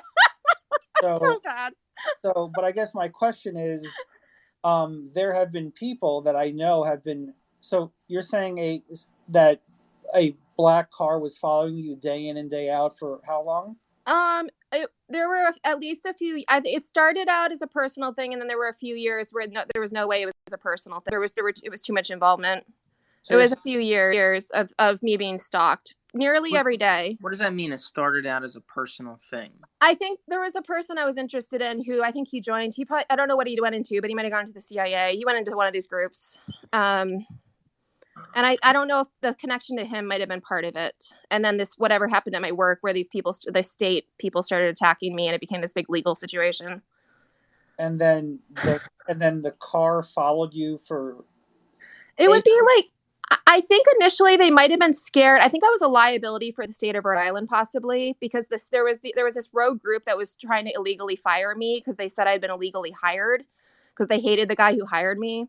So, Mark, this doesn't seem like a real story. No, I'm not making this up. I mean, like, you can you don't have to believe me if you don't want to. Like, this is like, I've been through like so much insaneness that no one should no, I know no one would believe me. Like, whatever. But like, no, I'm like, yeah. I knew someone as a kid who like went into the Navy SEALs, but he didn't make it, and then he ended up going to like security. Did you ever call the cops that there was a black car constantly following you? I told my parents. I told my dad. Most people I told didn't believe me. Come back to my question. Yeah. If a car followed me for more than a day or two, or even if a car followed me probably for one day on my entire route, I would have called the cops. It didn't follow me. It would just be there in the morning and like at a certain place. What was the make and model of this car, Ultra? The make and model of the car is I don't know. It was different cars. So, but it's a different car. It happens to be black. I mean, you guys don't have to believe me. I literally got a ticket one time because I was so angry. I was leaving teaching in like this one place in Rhode Island, and I was going down this hill, and it's like one of those 25-mile like residential areas. And I guess I was so angry because there was a car that was angled at the bottom of the hill. And I was like, why are they stopped? Like, this is ridiculous. No, like that was like out of the place. Like, no one should be here. This is ridiculous. I'm so sick of this. And I was so angry. I did brakes on. I literally got a ticket for going 35 in a 25-mile-per-hour zone. I was so angry because that's like, I should not have gotten a ticket, but I was so angry at being stalked like every single day. Did you tell the officer that you were being stalked and no, what are the police gonna do? What are the police gonna do? Like, really? Like, what are the police gonna do? Well, you didn't give them a chance. There's no one's gonna believe you. I'm sorry. No one's gonna believe you. I was a police officer for a decade. I would if I pulled you over were doing 35 and a 25, and you said that guy over in there in that black car is No, I thought the me. police officer was, and it wasn't until I got to the bottom of the hill I realized it was a police All right, officer. They pulled me over. I would certainly like to catch a stalker over a 10-mile-per-hour over, 39 4-98 speeding ticket, which I don't even write speeding tickets. I'd like to catch me a stalker. So you didn't even give the cop a chance. I'm sorry. I really was right. I really was scared to escalate. I really didn't think that ever going to the police honestly was going to do anything, because I didn't have anything to prove. I didn't have any evidence. Right, even if I had any pictures, it's just cars. It's like, it's just, all different makes and models of black cars every day. Well, I mean, yeah, there was also a white Mercedes, but whatever, very government. I'm just saying, it's not, they don't try to hide. I don't know if anyone's ever been stalked, but if you've ever been stalked, stalking is so dumb. It's the dumbest thing ever. They literally sit there they're totally obvious. It's they want you to just see them and be scared. Thanks. Ultra, just know that you're welcomed in Markistan. That's awesome. I really love your country. I will cut. As long as the FBI are not there, I will come join your country. Okay. Sorry for this. Well, we have a lot of people trying to join Markistan, so I'm just saying. And by the way, I will never say, I have not said in this space that the FBI stalked me. I have not said that because I don't have proof of that. Okay, and I will never be I mean, I do have some evidence, but I don't I'm not gonna come out and say that. But the thing is, the FBI needs the FBI needs to be defended 100%. I will years of my life. So anyway, that's my soapbox. Thanks. Let me go to Jack Ray, and then I'm gonna put the United spot on deck. So go ahead, Jack. So I'd just like to say to Crypto, Crypto said he didn't feel like the FBI was a threat to him, but I kind of feel, and I'm a bit younger, but I wasn't there for this, but Rudy Ridge and then Waco were signs of where the federal government did things they shouldn't have done and had no trial. So I'd just like to say, I don't know. Absolute power corrupts absolutely. So that's all I really have to say. All right. Well, Jack, I'm gonna give a response because you guys are taking my words out of context. Because I like to push back and I like this stuff and I like going against you guys because God forbid I say something that's not with you guys. So when I ask why the left wants to say defund the police, and then I ask about the FBI. We can talk about isolated incidents all day, brother. What I'm talking about is that, you guys can throw conspiracy theories or Waco or times where people got mass murdered. And I can name and look up times where local police did the same. I also said the FBI has a much wider reach. I'm not concerned about either one of them coming to my house. My point is the following, is that no one was calling to defund the FBI back in 2020. That's not true. I mean, that's blatantly not true. I mean, maybe mainstream, but there was definitely people on the right calling. Who was doing it, Jeff? Who was doing it? Go post it for me in the nest. Who was doing it? I'd have to look into that, but I'll send you something. I mean, there was many people saying that the FBI, I mean, after 2016, when the FBI came out and said Hillary Clinton committed a crime but had no intention to commit a crime, people were like, what the fuck, FBI? So, I mean... Well, you can say what the fuck FBI, but there wasn't a mass movement to defund the FBI. I was there when Comey made they were naming James Comey. Make no mistake about it. They were naming Comey, dude. So Comey, dude. Okay, Comey. So you guys can get all butthurt about what I'm saying, but the bottom line is the facts don't change, right? So the FBI, has obviously gone out of its way to do something with DOJ here that has rubbed everyone's hemorrhoids the wrong way. And everyone's now saying defund the FBI. There was no nationwide chant for this before, the way it was in 2020 with defund the police. So with that being said, conservatives never hated the FBI. They hated the politicization of the FBI. So now that it's being used in some political warfare, we're concerned because if you look historically at nations where governments start arresting other politicians, things start to get bad. Isn't that a difference without a distinction? I mean, do I really have to? I mean, Jack, if you want to make a point, go ahead. But my point was I was saying that when you're comparing the locals to the FBI, there is a distinction amongst what they can do and the power they have. I mean, we just had Kansas, I don't know what her name was, Ultra Constance, that was on talking about a black car following her for 3 years, and she never asked who the person was. So, I mean, we have all sorts of stories in here. All I'm saying is that, no one got up in arms, or there isn't the movement we have now until they did this to Trump. And the point I was making is that you're not Trump, brother, and neither am I. So is the FBI doing things that's going to influence me and you? Absolutely. Did they apparently, now that we're hearing from Mark Zuckerberg, are there more things that are coming out around 2020 and Hunter Biden's laptop? Of course, we all knew Hunter Biden's laptop was being suppressed. But my point was there weren't calls to defund and tear down and burn down the FBI until now. And if you think this is the first time the federal government's on a power grab, you've been living under a rock. Well, I mean, I'm sure you would say if you were in Nazi Germany in 1920s, you would say Hitler's arresting his political enemies. I'm not his political enemies, so like, what do I have to be worried about? Depends on my age. I'd say many different things depending on my age back then. Well, yeah. First off, Jack, I would not say. And second off, what political enemy's been arrested? Hitler. I mean, if you look back, he arrested many of his political enemies. I mean, then Jack, question, Jack. What political enemies in the last year, 2 years, 5 years, what political enemies? I'm sure you can name some because I can. Yeah, I can too. Okay, so answer my question. What political enemies have been arrested, and by what opposing party?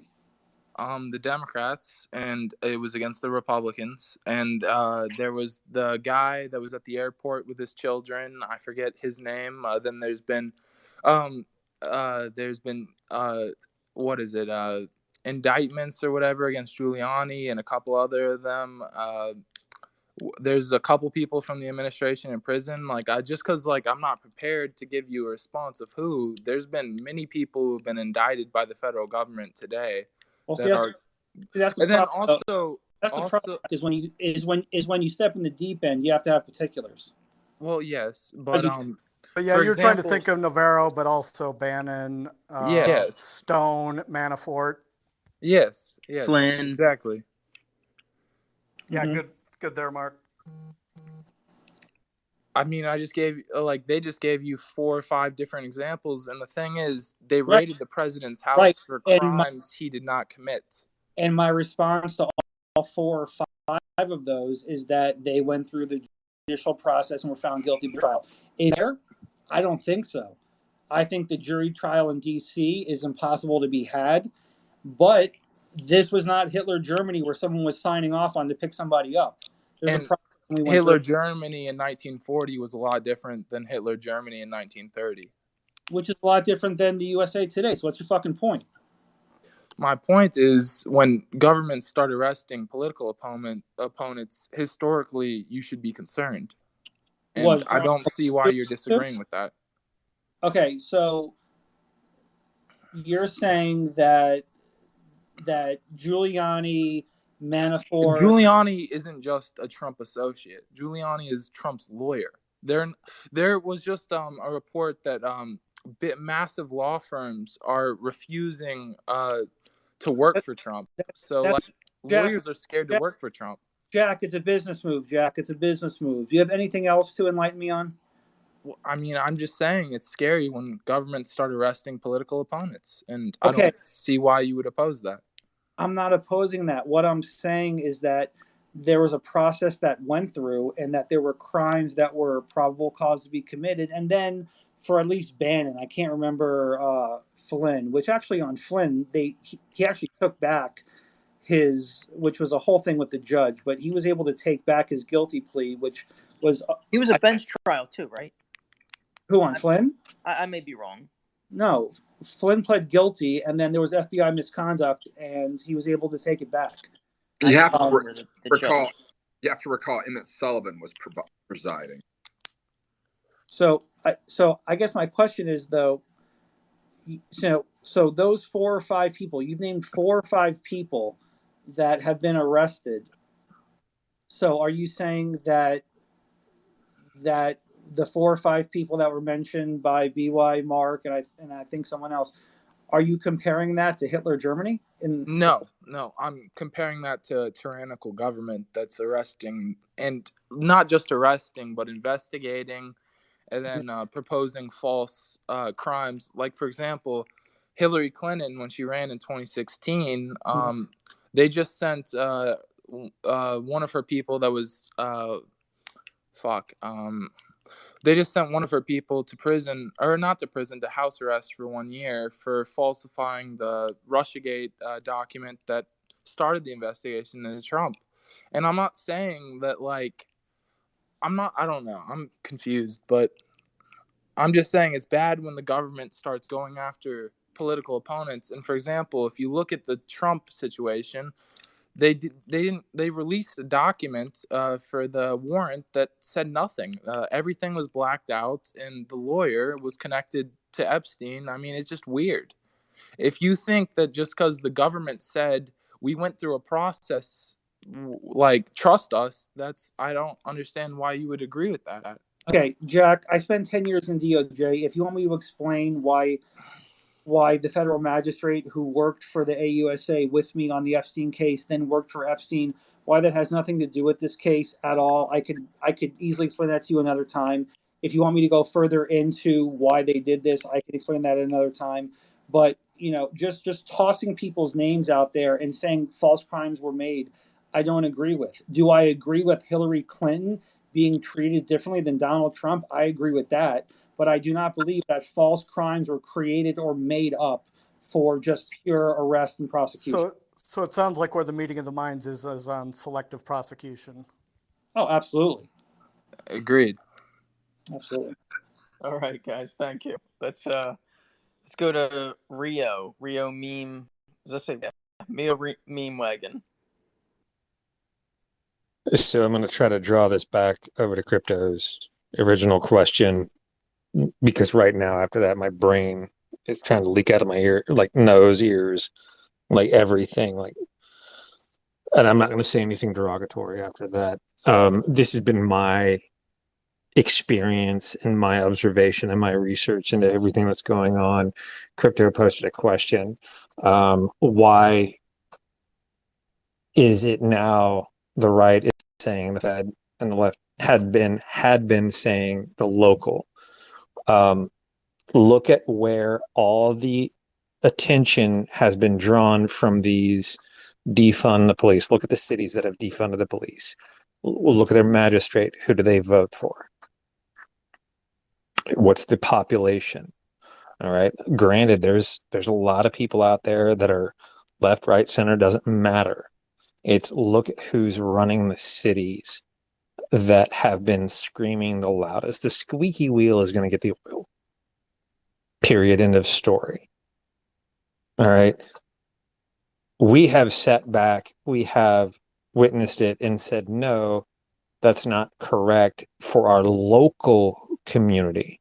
But we know the implication of when it happens in our own quote unquote government that can trickle down into law enforcement agencies in our own community. There are massive amounts of my state sheriff's departments and counties that have signed letters that said, we are not going to cooperate if XYZ happens. In fact, we will defend our communities if XYZ happens. They're all outside the current administration's party.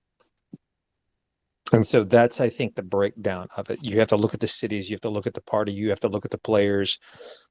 And then when it comes down to defunding a federal agency as opposed to a local agency, it is on the local community to say, this is wrong. But we can all say to a Fed, this is wrong, depending upon the local community. Thanks, Rio. What was that? Oh, that was just a monkey. Just warming up. So, were you? Are you telling me, like, are you trying to say I didn't speak anything that was right? No, not at all. I was following you the entire time. You did well. Were you finished? Yeah, go ahead. All right, thanks, Rio. I appreciate it. Well thought out. Jonathan, go ahead.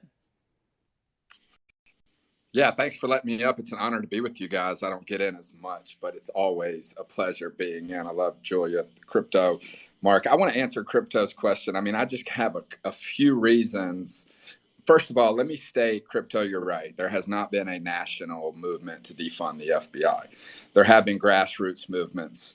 And I mean, you can go all the way back to when Robert Mueller, Agent John McCarran, who was the LA special agent in charge of robbery and gang units, is our local police chief. And after talking with him when Mueller came in, did you guys know they stripped all the former FBI agents of their clearance when Mueller came?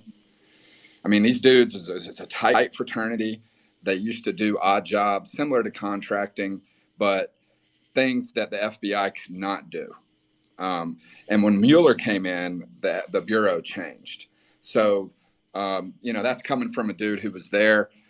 You can go back to John Robertson with the Anthony Weiner laptop with the New York field office when Lisa Page told him, I don't think whistleblowing is probably your best career move, right? You can go to, the Clinton stuff. You can go to what Coney Agas did. I mean, there's so many reasons. Look at Maria Farmer.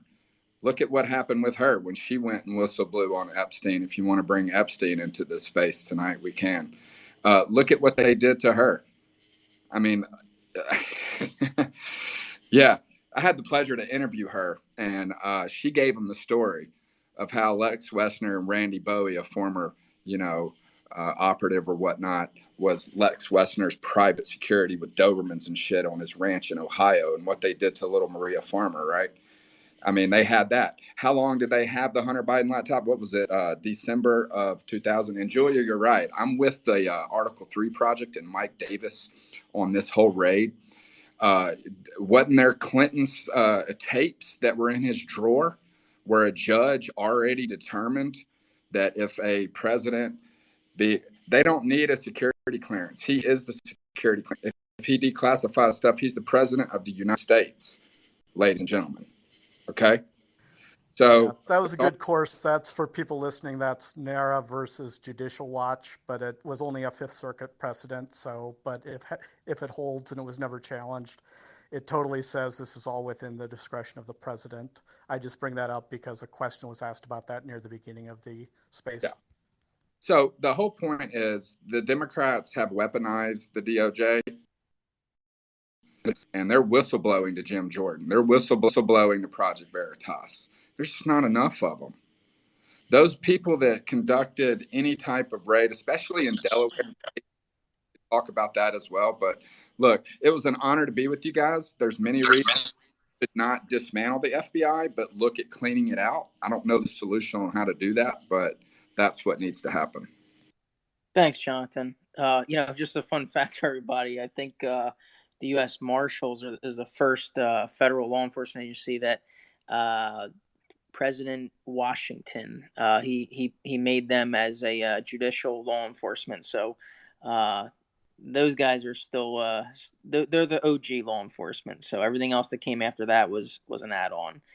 All right, so we're going to go to the bullpen, our pitchers. I need a third pitcher, so I'm going to have SD do it. So the rotation is going to be we're going to do Michael, SD, and then Baby Yoda, and then we'll head to the hosts here. So go ahead, SD.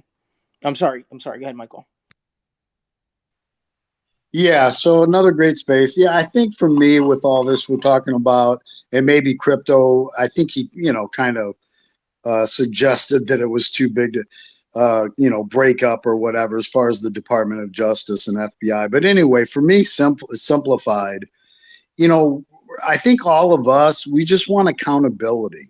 We want when something is abused or abused or investigation seems to be politically motivated, et cetera, et cetera.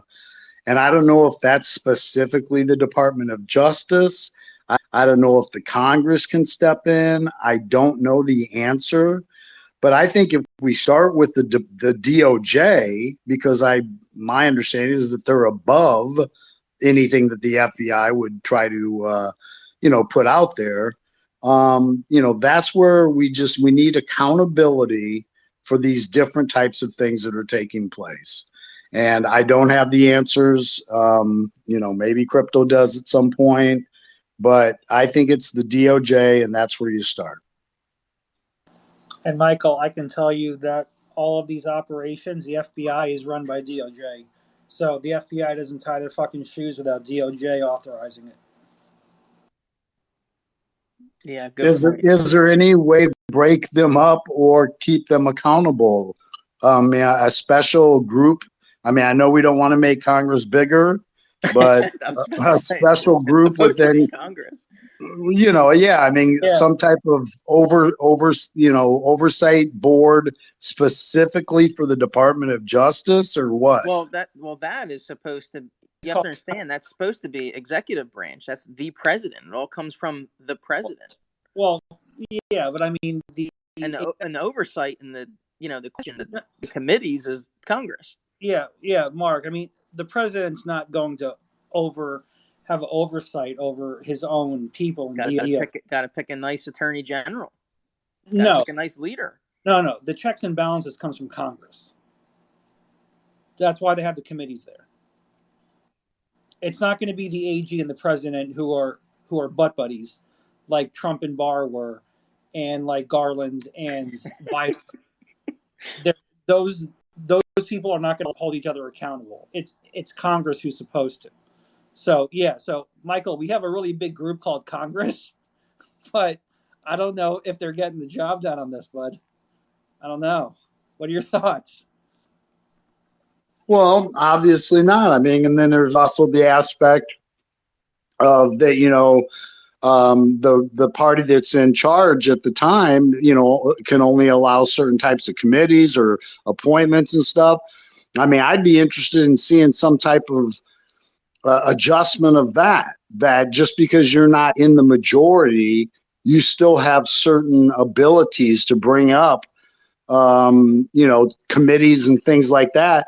Again, for the checks and balances and accountability. But I mean, I don't have the answers. I'm not. Yeah. Great point though, because when the same party has Congress and the White House, while you may have oversight and you may have people like Gates that are going to bring things to the forefront, they're going to go anywhere in these oversight committees when the White House and Congress are the same dominant party. Yeah, they don't want to embarrass themselves. You're completely correct. Yeah, I mean, I think that's the issue, and I don't know if that's some type of, constitutional amendment. I mean, I obviously, as I said, I don't have the answers, but these are the types of things that we should be, considering. Like, hey, you guys can't just run January 6th damn committees for 3 years, right. And we can't even bring up, that it's a sham as it is because of how they broke the law, or basically broke at least the historical precedents on who could be appointed. Like that whole thing there where they could put Cheney and Kinzinger on. And as far as I know, that's I mean, Baby Yoda. I mean, I think you know this or way better than me. That's unheard of, if not unconstitutional. So how can they get away with it? Yeah, I mean, you make a good point, Michael, and I forgot what I was about to say, but you make a good point. But essentially, when you have those two branches like that, I've seen. I mean, I text with Matt. It's not like he's a long lost friend. I've only been in contact with Gates for a couple of years, but and then I watch a lot of his stuff when he's live, and like you see him try to bring stuff forward, and I don't know the procedural rules in Congress, but they just shut him down, or they give him his 3 to 5 minutes, and then he's always yelling to reclaim his time. I mean, he's really the only guy that I watch just because I know him personally, and the stuff he does, and then they have these stupid fucking rules over there, which I don't know. I don't follow them. I've never been in Congress, but you have Nadler up there like the fucking donut that he is, hitting the fucking gavel and screaming at each other, and there's stuff like which like the Hunter Biden laptop, right? Like Gates wanted to move up the hard drive into the record. Gates wanted to talk about it. They just shut him down. I mean, I don't know. At this point, I'm just going to assume we're never going to get any sort of investigation unless, I guess, Trump or DeSantis comes back, and then everyone's going to call that a political prosecution, but it's not. There's actual crimes on a laptop that are occurring. But at that point, how old is this fucking laptop by now? This laptop's as old as me. There's something called the statute of limitations. You can't fucking chart. I can't. Yeah, he's good. His crack and his suits. That's old news as far as justice goes. My dad tells me stories about the mafia running ballots and doing stuff back in the days with Nixon and all these other things. I can't bring charges for stuff that happened in Chicago in fucking 1970, right? And I'm just throwing a number out. Right. I don't know when it was, but I'm not a history buff when it It comes to was Kennedy and his father working with the mob in Chicago to get him elected. You're absolutely right. Yeah, let's go build the case, crypto. We want Kennedy. convictions. Yeah, Kennedy. So I mean, I would love to go back and interview the people from the Kennedy era. I don't know if most of them are alive, and I'm pretty sure the statutes run on that. So what are we going to do with this laptop? We still have over 2 more years of Biden. I mean, it's not like I don't know. I mean, I think things are going to change partially in January, but we have a serious problem in Pennsylvania because I do not know how someone who is so ugly and someone who can't talk, and God, you're talking to you are talking right now to someone who loves a hoodie as much as the next person, but fucking I wouldn't wear it to court, nor would I wear it if I'm running for governor or going to a place where I'm asking $1,000 a head. I'd put on my suit like I do every other day. Oh my God. He literally looks like Frankenstein. There's nothing redeeming about this man. He's not good looking. He's stupid. He has no personality. He's got chicken legs. He's got chicken arms. He doesn't squat. He doesn't bench. He has no masculinity. Vagina.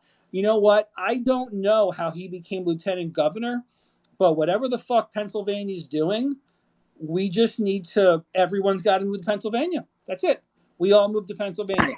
Scott Pressler's doing the best he can, but you know what? We all just move there. For 1 year, we all leave Florida. We go to Pennsylvania. We turn it red. We come back. I don't know what else. And Jules has literally got like crying emojis. That's so unfair. Jules, do you have like a fat guy emoji that can't speak? I don't have any of her stuff. I wish. He has all the cool shit. Yes. I have how'd you get your 100 back? I have no idea. I just have this new panel of all of these emojis, and I have That's 10. so cool. Oh my God. I feel really fortunate. Jules, I'm sorry, baby Yoda. Give us like 20 seconds. Go through it. I've got the crying, laughing face, the shocked face, the sad face. Still have the heart, the 100 now, clapping, the power fist, whatever, the thing that AOC is always doing. Thumbs up, thumbs down, and then the wave. And then, of course, I've got the hand raise, which I didn't count, but that's like all the way up to the right. Do you have one right. for those dirty sons of bitches? No, but that would have been useful. Nope, no pregnant men emojis. Damn it. Oh, thank God, no. Oh my God. All right, long inning. The game is not lost. So, SD, help us out.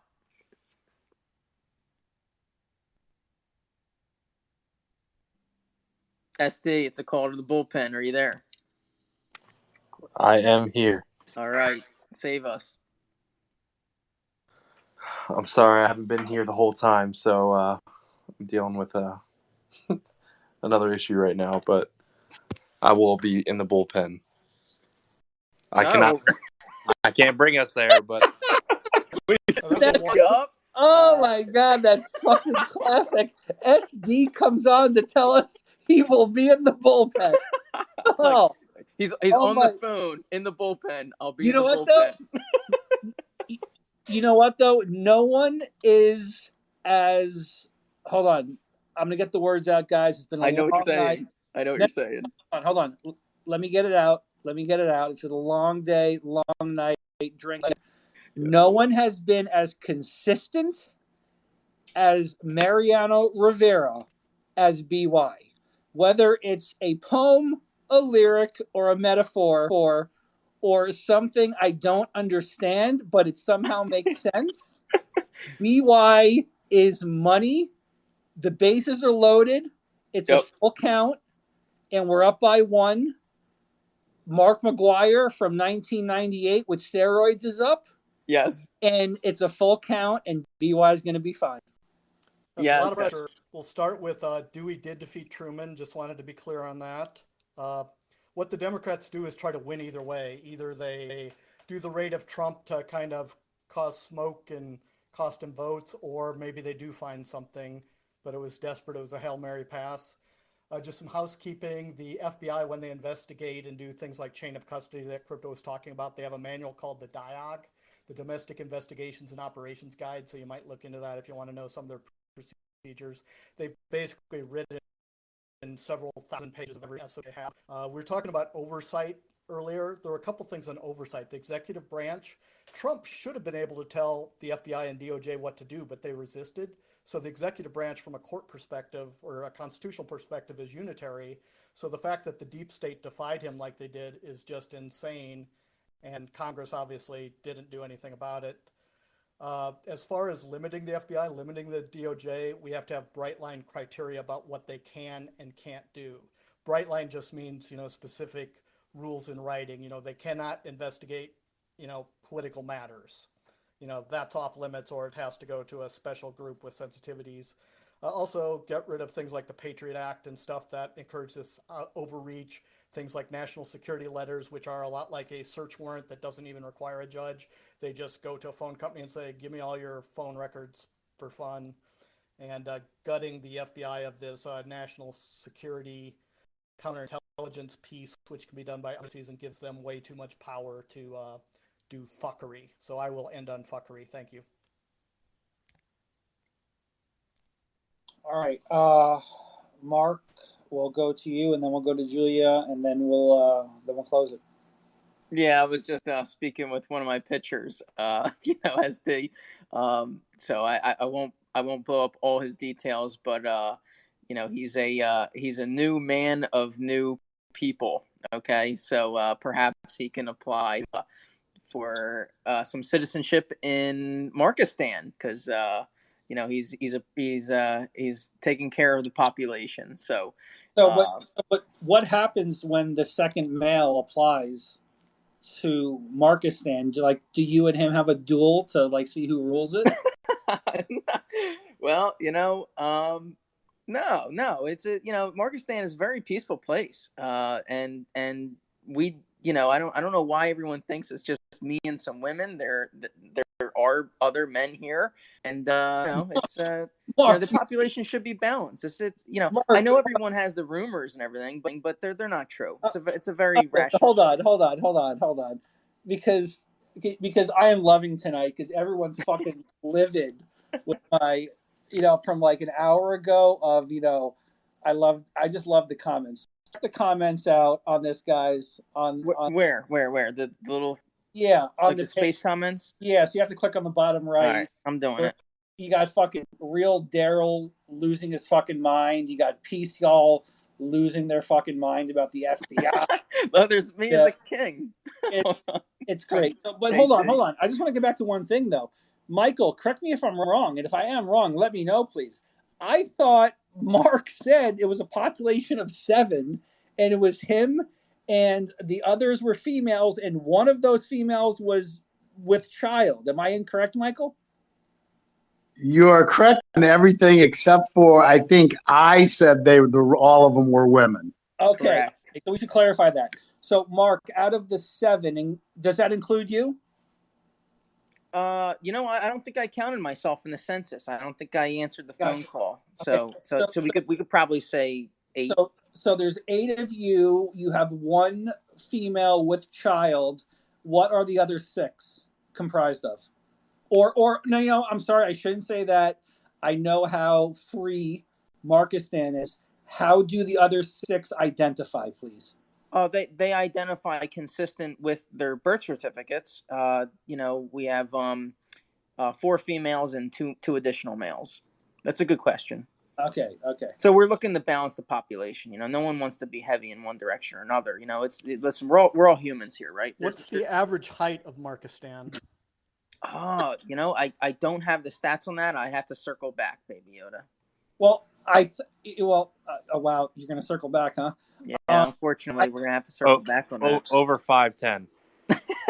Well, I thought that would mean that we're pretty tall people because I'm under 5'10", right? I was going to say, as far as I know, Pressler's not there, so I think with a baby plus Mark, we're going pretty small.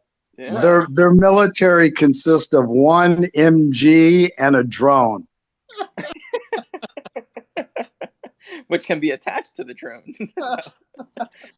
Yeah.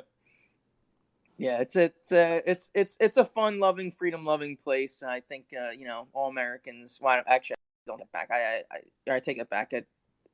Freedom enjoying, freedom supporting Americans would really like Markistan. We'll just leave it. Mark, what's the flag look like?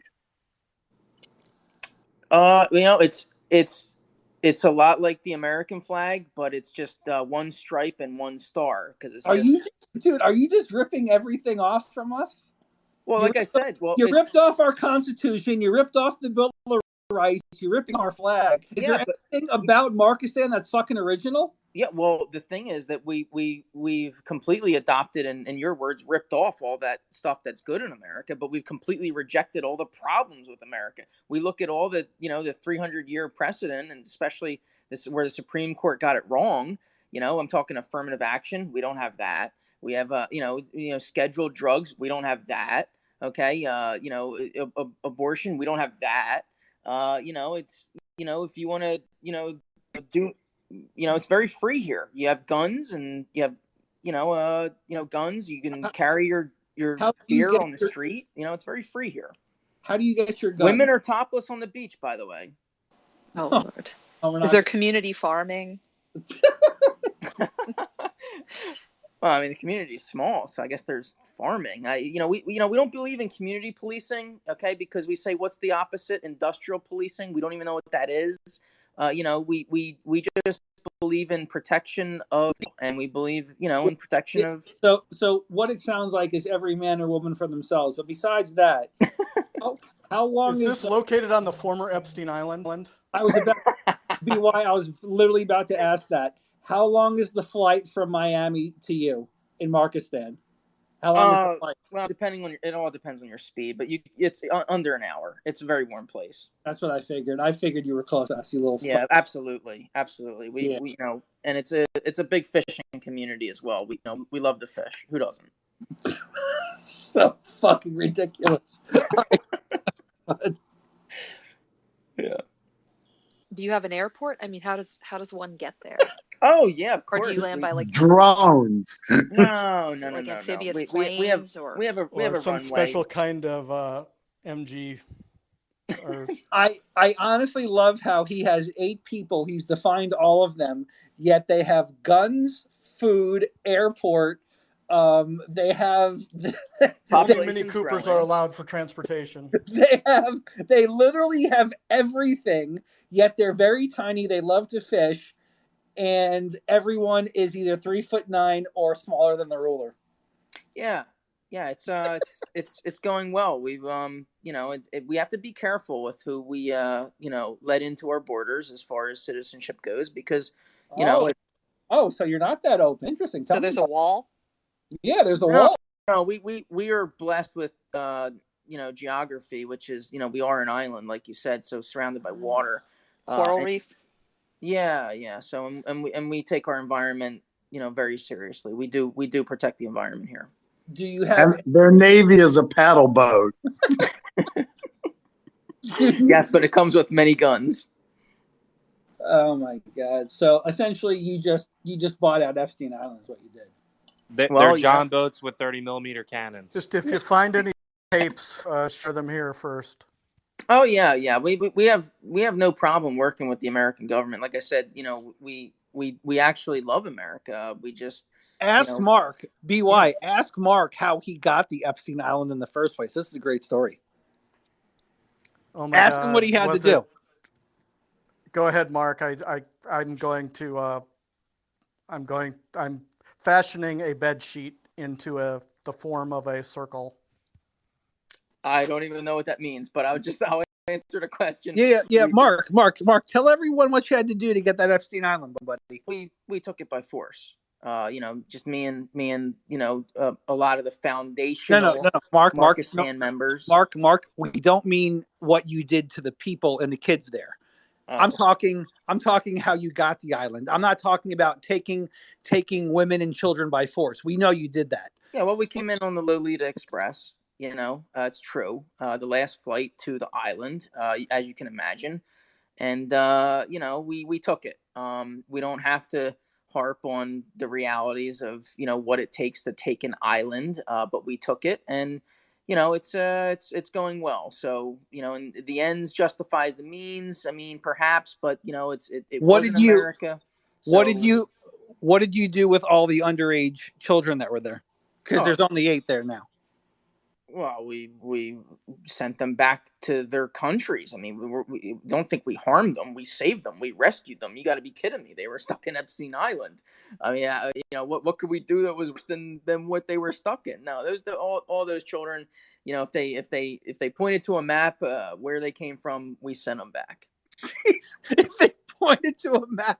Well, not all of them spoke English, so you got to understand. We don't have a ton of resources. I said, I show them a map and I say, where, and they point, and that's where they went. I love how you have all these. I waste no time with it. I love how you have all these random things like, I have a map. I flew them back. Well, listen, if you're gonna take an island, you should have a map, right? You just are there any fountains in Markistan, and if so, are there regulations related to how it can be used? Fountains and regulations? Well, I mean, we have one fountain in the center of town. It's beautiful, and I know what you're referencing. Yeah, so and you there's like a 3-second delay, then he's like, holy shit. Yeah, that's a good one. Well, let's just say this, that we haven't experienced what the city of Philadelphia has experienced, and we don't want to, but should we, we'll have to deal with that appropriately. We hope we never have to in Markistan. Thanks, Baby Yoda. So you're saying that no one washes their bum? Oh no, they just won't do it in the center of town in our fountain. That's just inappropriate. Come on, everyone knows that. No, Mark. Apparently, everyone does not know that. Yeah, I was there. Should we? We should have to retweet that because people may not know what we're referencing. Okay, so for those that don't know, but Mark will do his closing. Mark was at a fountain with his kid, and there was a guy that was City of Brotherly Love. Yeah, that there was a guy that was standing on a fountain, which was just blowing his fucking panos off of him, and he was like bent over, and it was like shooting. I don't know if it was balls, taint, or ass area, but it was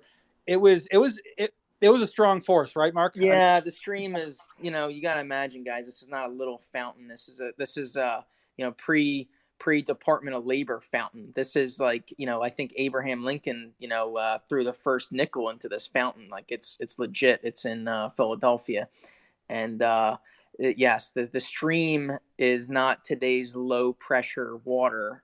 So I'm talking 6 inches across, and he stood there enjoying it with to answer Crypto's question, it probably covered his entire area, so it's not just one spot on his body.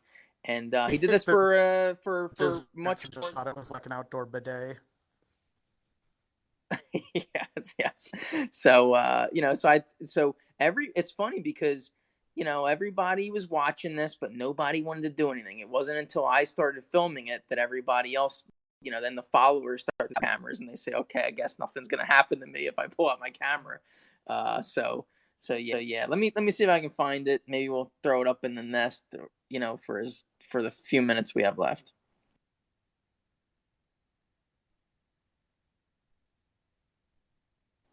Crypto, you there? Yeah, I'm there. I'm waiting on your closing, Chief. Oh, all right. So I guess I guess we won't. Unless our banter was it. Oh, you know, it's a good idea because I'm sure we have some news, so I'll still do it. Guys, my closing is Special Master, which we got way. I'll be honest, I didn't even know Special Master was a thing. Okay, so I think that if there's due process here, I think that if Trump hit the Special Master, we got the Special Master for President Trump. It goes back to the original question, which I had, which is if this is political only and there's no actual criminal justice process, then the damage is already done. The DOJ or the current administration got what they already wanted to get. They, whether that's just bad press for Trump and or documents recovered, I don't know. Consider that a victory. If it's a criminal justice process, if everything is above board, then it's a win for President Trump because he has an extra layer of protection, an extra layer of scrutiny. But to be determined. I think that this is going to be a long, slow process, and I'm sure we will address it as it develops. So that's it from me, guys. Much appreciated. I'm going to see if I can find this fountain footage and put it up there while Julia's still going. Sounds great. Yeah, I thought we had a really good discussion about updates to the Trump raid, especially with regards to the special master. The judge's specific orders were, I thought, interesting. I read some of those off earlier in the space. Crypto did a great job summarizing them along with Mark. Definitely check out, I think the Post Millennial had a good article on that. I retweeted that. You can always go to their page if you're interested in reading some of the specifics of that. Just a quick note on Fetterman being lieutenant governor, because that came up toward the end. The lieutenant governor is an official in state governments in 45 out of the 50 United States. So in 26 of those, the governor and the lieutenant governor are elected on the same ticket. So that ensures that they come from the same political party, which is not the case in every single state, of course. In 17 of those states, they're elected separately, and thus they can come from different parties. So in Pennsylvania specifically, they're elected on the same ticket in the general election, but separate. It's a separate election in the primaries. So Fetterman did manage to defeat at least one opponent in the primary for lieutenant governor, which remains a mystery to me. But Wolf definitely helped him get elected in the general. So that's how that happened. Moving on to news.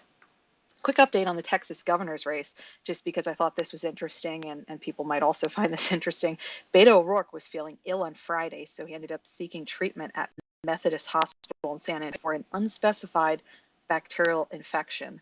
He did receive intravenous antibiotic infusions, which allegedly improved his symptoms, but he did clear his campaign schedule in the meantime, saying, "While my symptoms have improved, I will be resting at home in El Paso in accordance with the doctor's recommendations. I'm sorry to have had to postpone events because of this, but I promise to be back on the road as soon as I'm able." Not really a great sign for him, whatever it may be. I'm not insinuating anything. I'm just saying, he's ill, has to take off, and he was already trailing Governor Greg Abbott in the polls. So on the Hunter Biden laptop story, which, remember, this received newfound interest after Zuckerberg's interview with Joe Rogan last week, Zero Hedge reported that a whopping 79% of Americans, that's nearly 8 in 10, suggested that this suggests that President Donald Trump would have won re-election if voters had known the truth about the laptop, that it was real and not Russian disinformation. As intelligence officials who had aligned with Joe Biden falsely led the public to believe. And this is coming from a new national poll that was conducted by New Jersey-based Technometrica Institute of Policy and Politics. Vast majority of those following the issue said they believe the laptop is real, while only 11% still believe it was created by Russia. Don't know who those 11% are, but geez. So among those following the topic, almost 3/4, at 74%, believe that the FBI and intelligence community deliberately misled the public and voters when they claimed it was disinformation and part of a Kremlin plot to hurt Biden's candidacy. So recall that on October 19th, 2020, more than 50 former U.S. intelligence officials, and this included the CIA director, signed a public letter claiming the material published by the Post, New York Post, for Hunter's hard drive, quote, had all the classic earmarks of a Russian information operation, although none of them had actually seen it. And also recall that Joe Biden used the letter, that specific letter, in the presidential debates to deflect questions about the laptop. And this is also key here. 47% said knowing before the election that the content of the laptops were real, the laptop was real and not disinformation, would have changed their voting decision. And that included, according to this survey, more than 2/3, 71% of Democrats.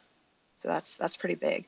81% of Americans said they wanted the Attorney General to appoint an independent special counsel. So this kind of came up in our discussions earlier. I believe Michael Dean kind of brought up like what would be done about this.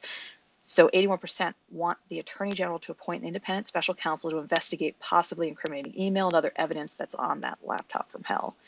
And I just want to add, I do love what Rep. Andy Biggs has said about this situation, the FBI reaching out to Facebook before the 2020 election regarding this alleged Russian propaganda. Now, please note, I don't believe the FBI, or at least Zuckerberg, did not specifically state that the FBI referenced the Hunter Biden laptop story, but that was what was insinuated, given what Zuckerberg went on to do by suppressing that specific story and given the timing of it all. So just want to put that out there for the record. But Andy Biggs said, I have a message for FBI Director Christopher Wray and the rest of the FBI's compromised leadership. On day one, we're bringing you all in. And so, of course, he's referring to when we take back the House and, fingers crossed, possibly the Senate this fall. So we do have a lot of other Republican representatives calling for a similar response, which does give me hope, but, I'll believe it when I see it. Last piece of news I wanted to mention was that the New York Times is up to some serious propaganda, and I think this is worth noting. They've called on Merrick Garland to indict and prosecute Trump for alleged crimes surrounding the 2020 election and J6. The editorial board presented its case against Trump. This was in a Friday opinion column, citing that his, quote, schemes to interfere in the certification of the 2020 Electoral College vote, and also they said he inspired the January 6 demonstrators, writing, Mr. Trump's unprecedented assault on the integrity of American democracy requires a criminal investigation.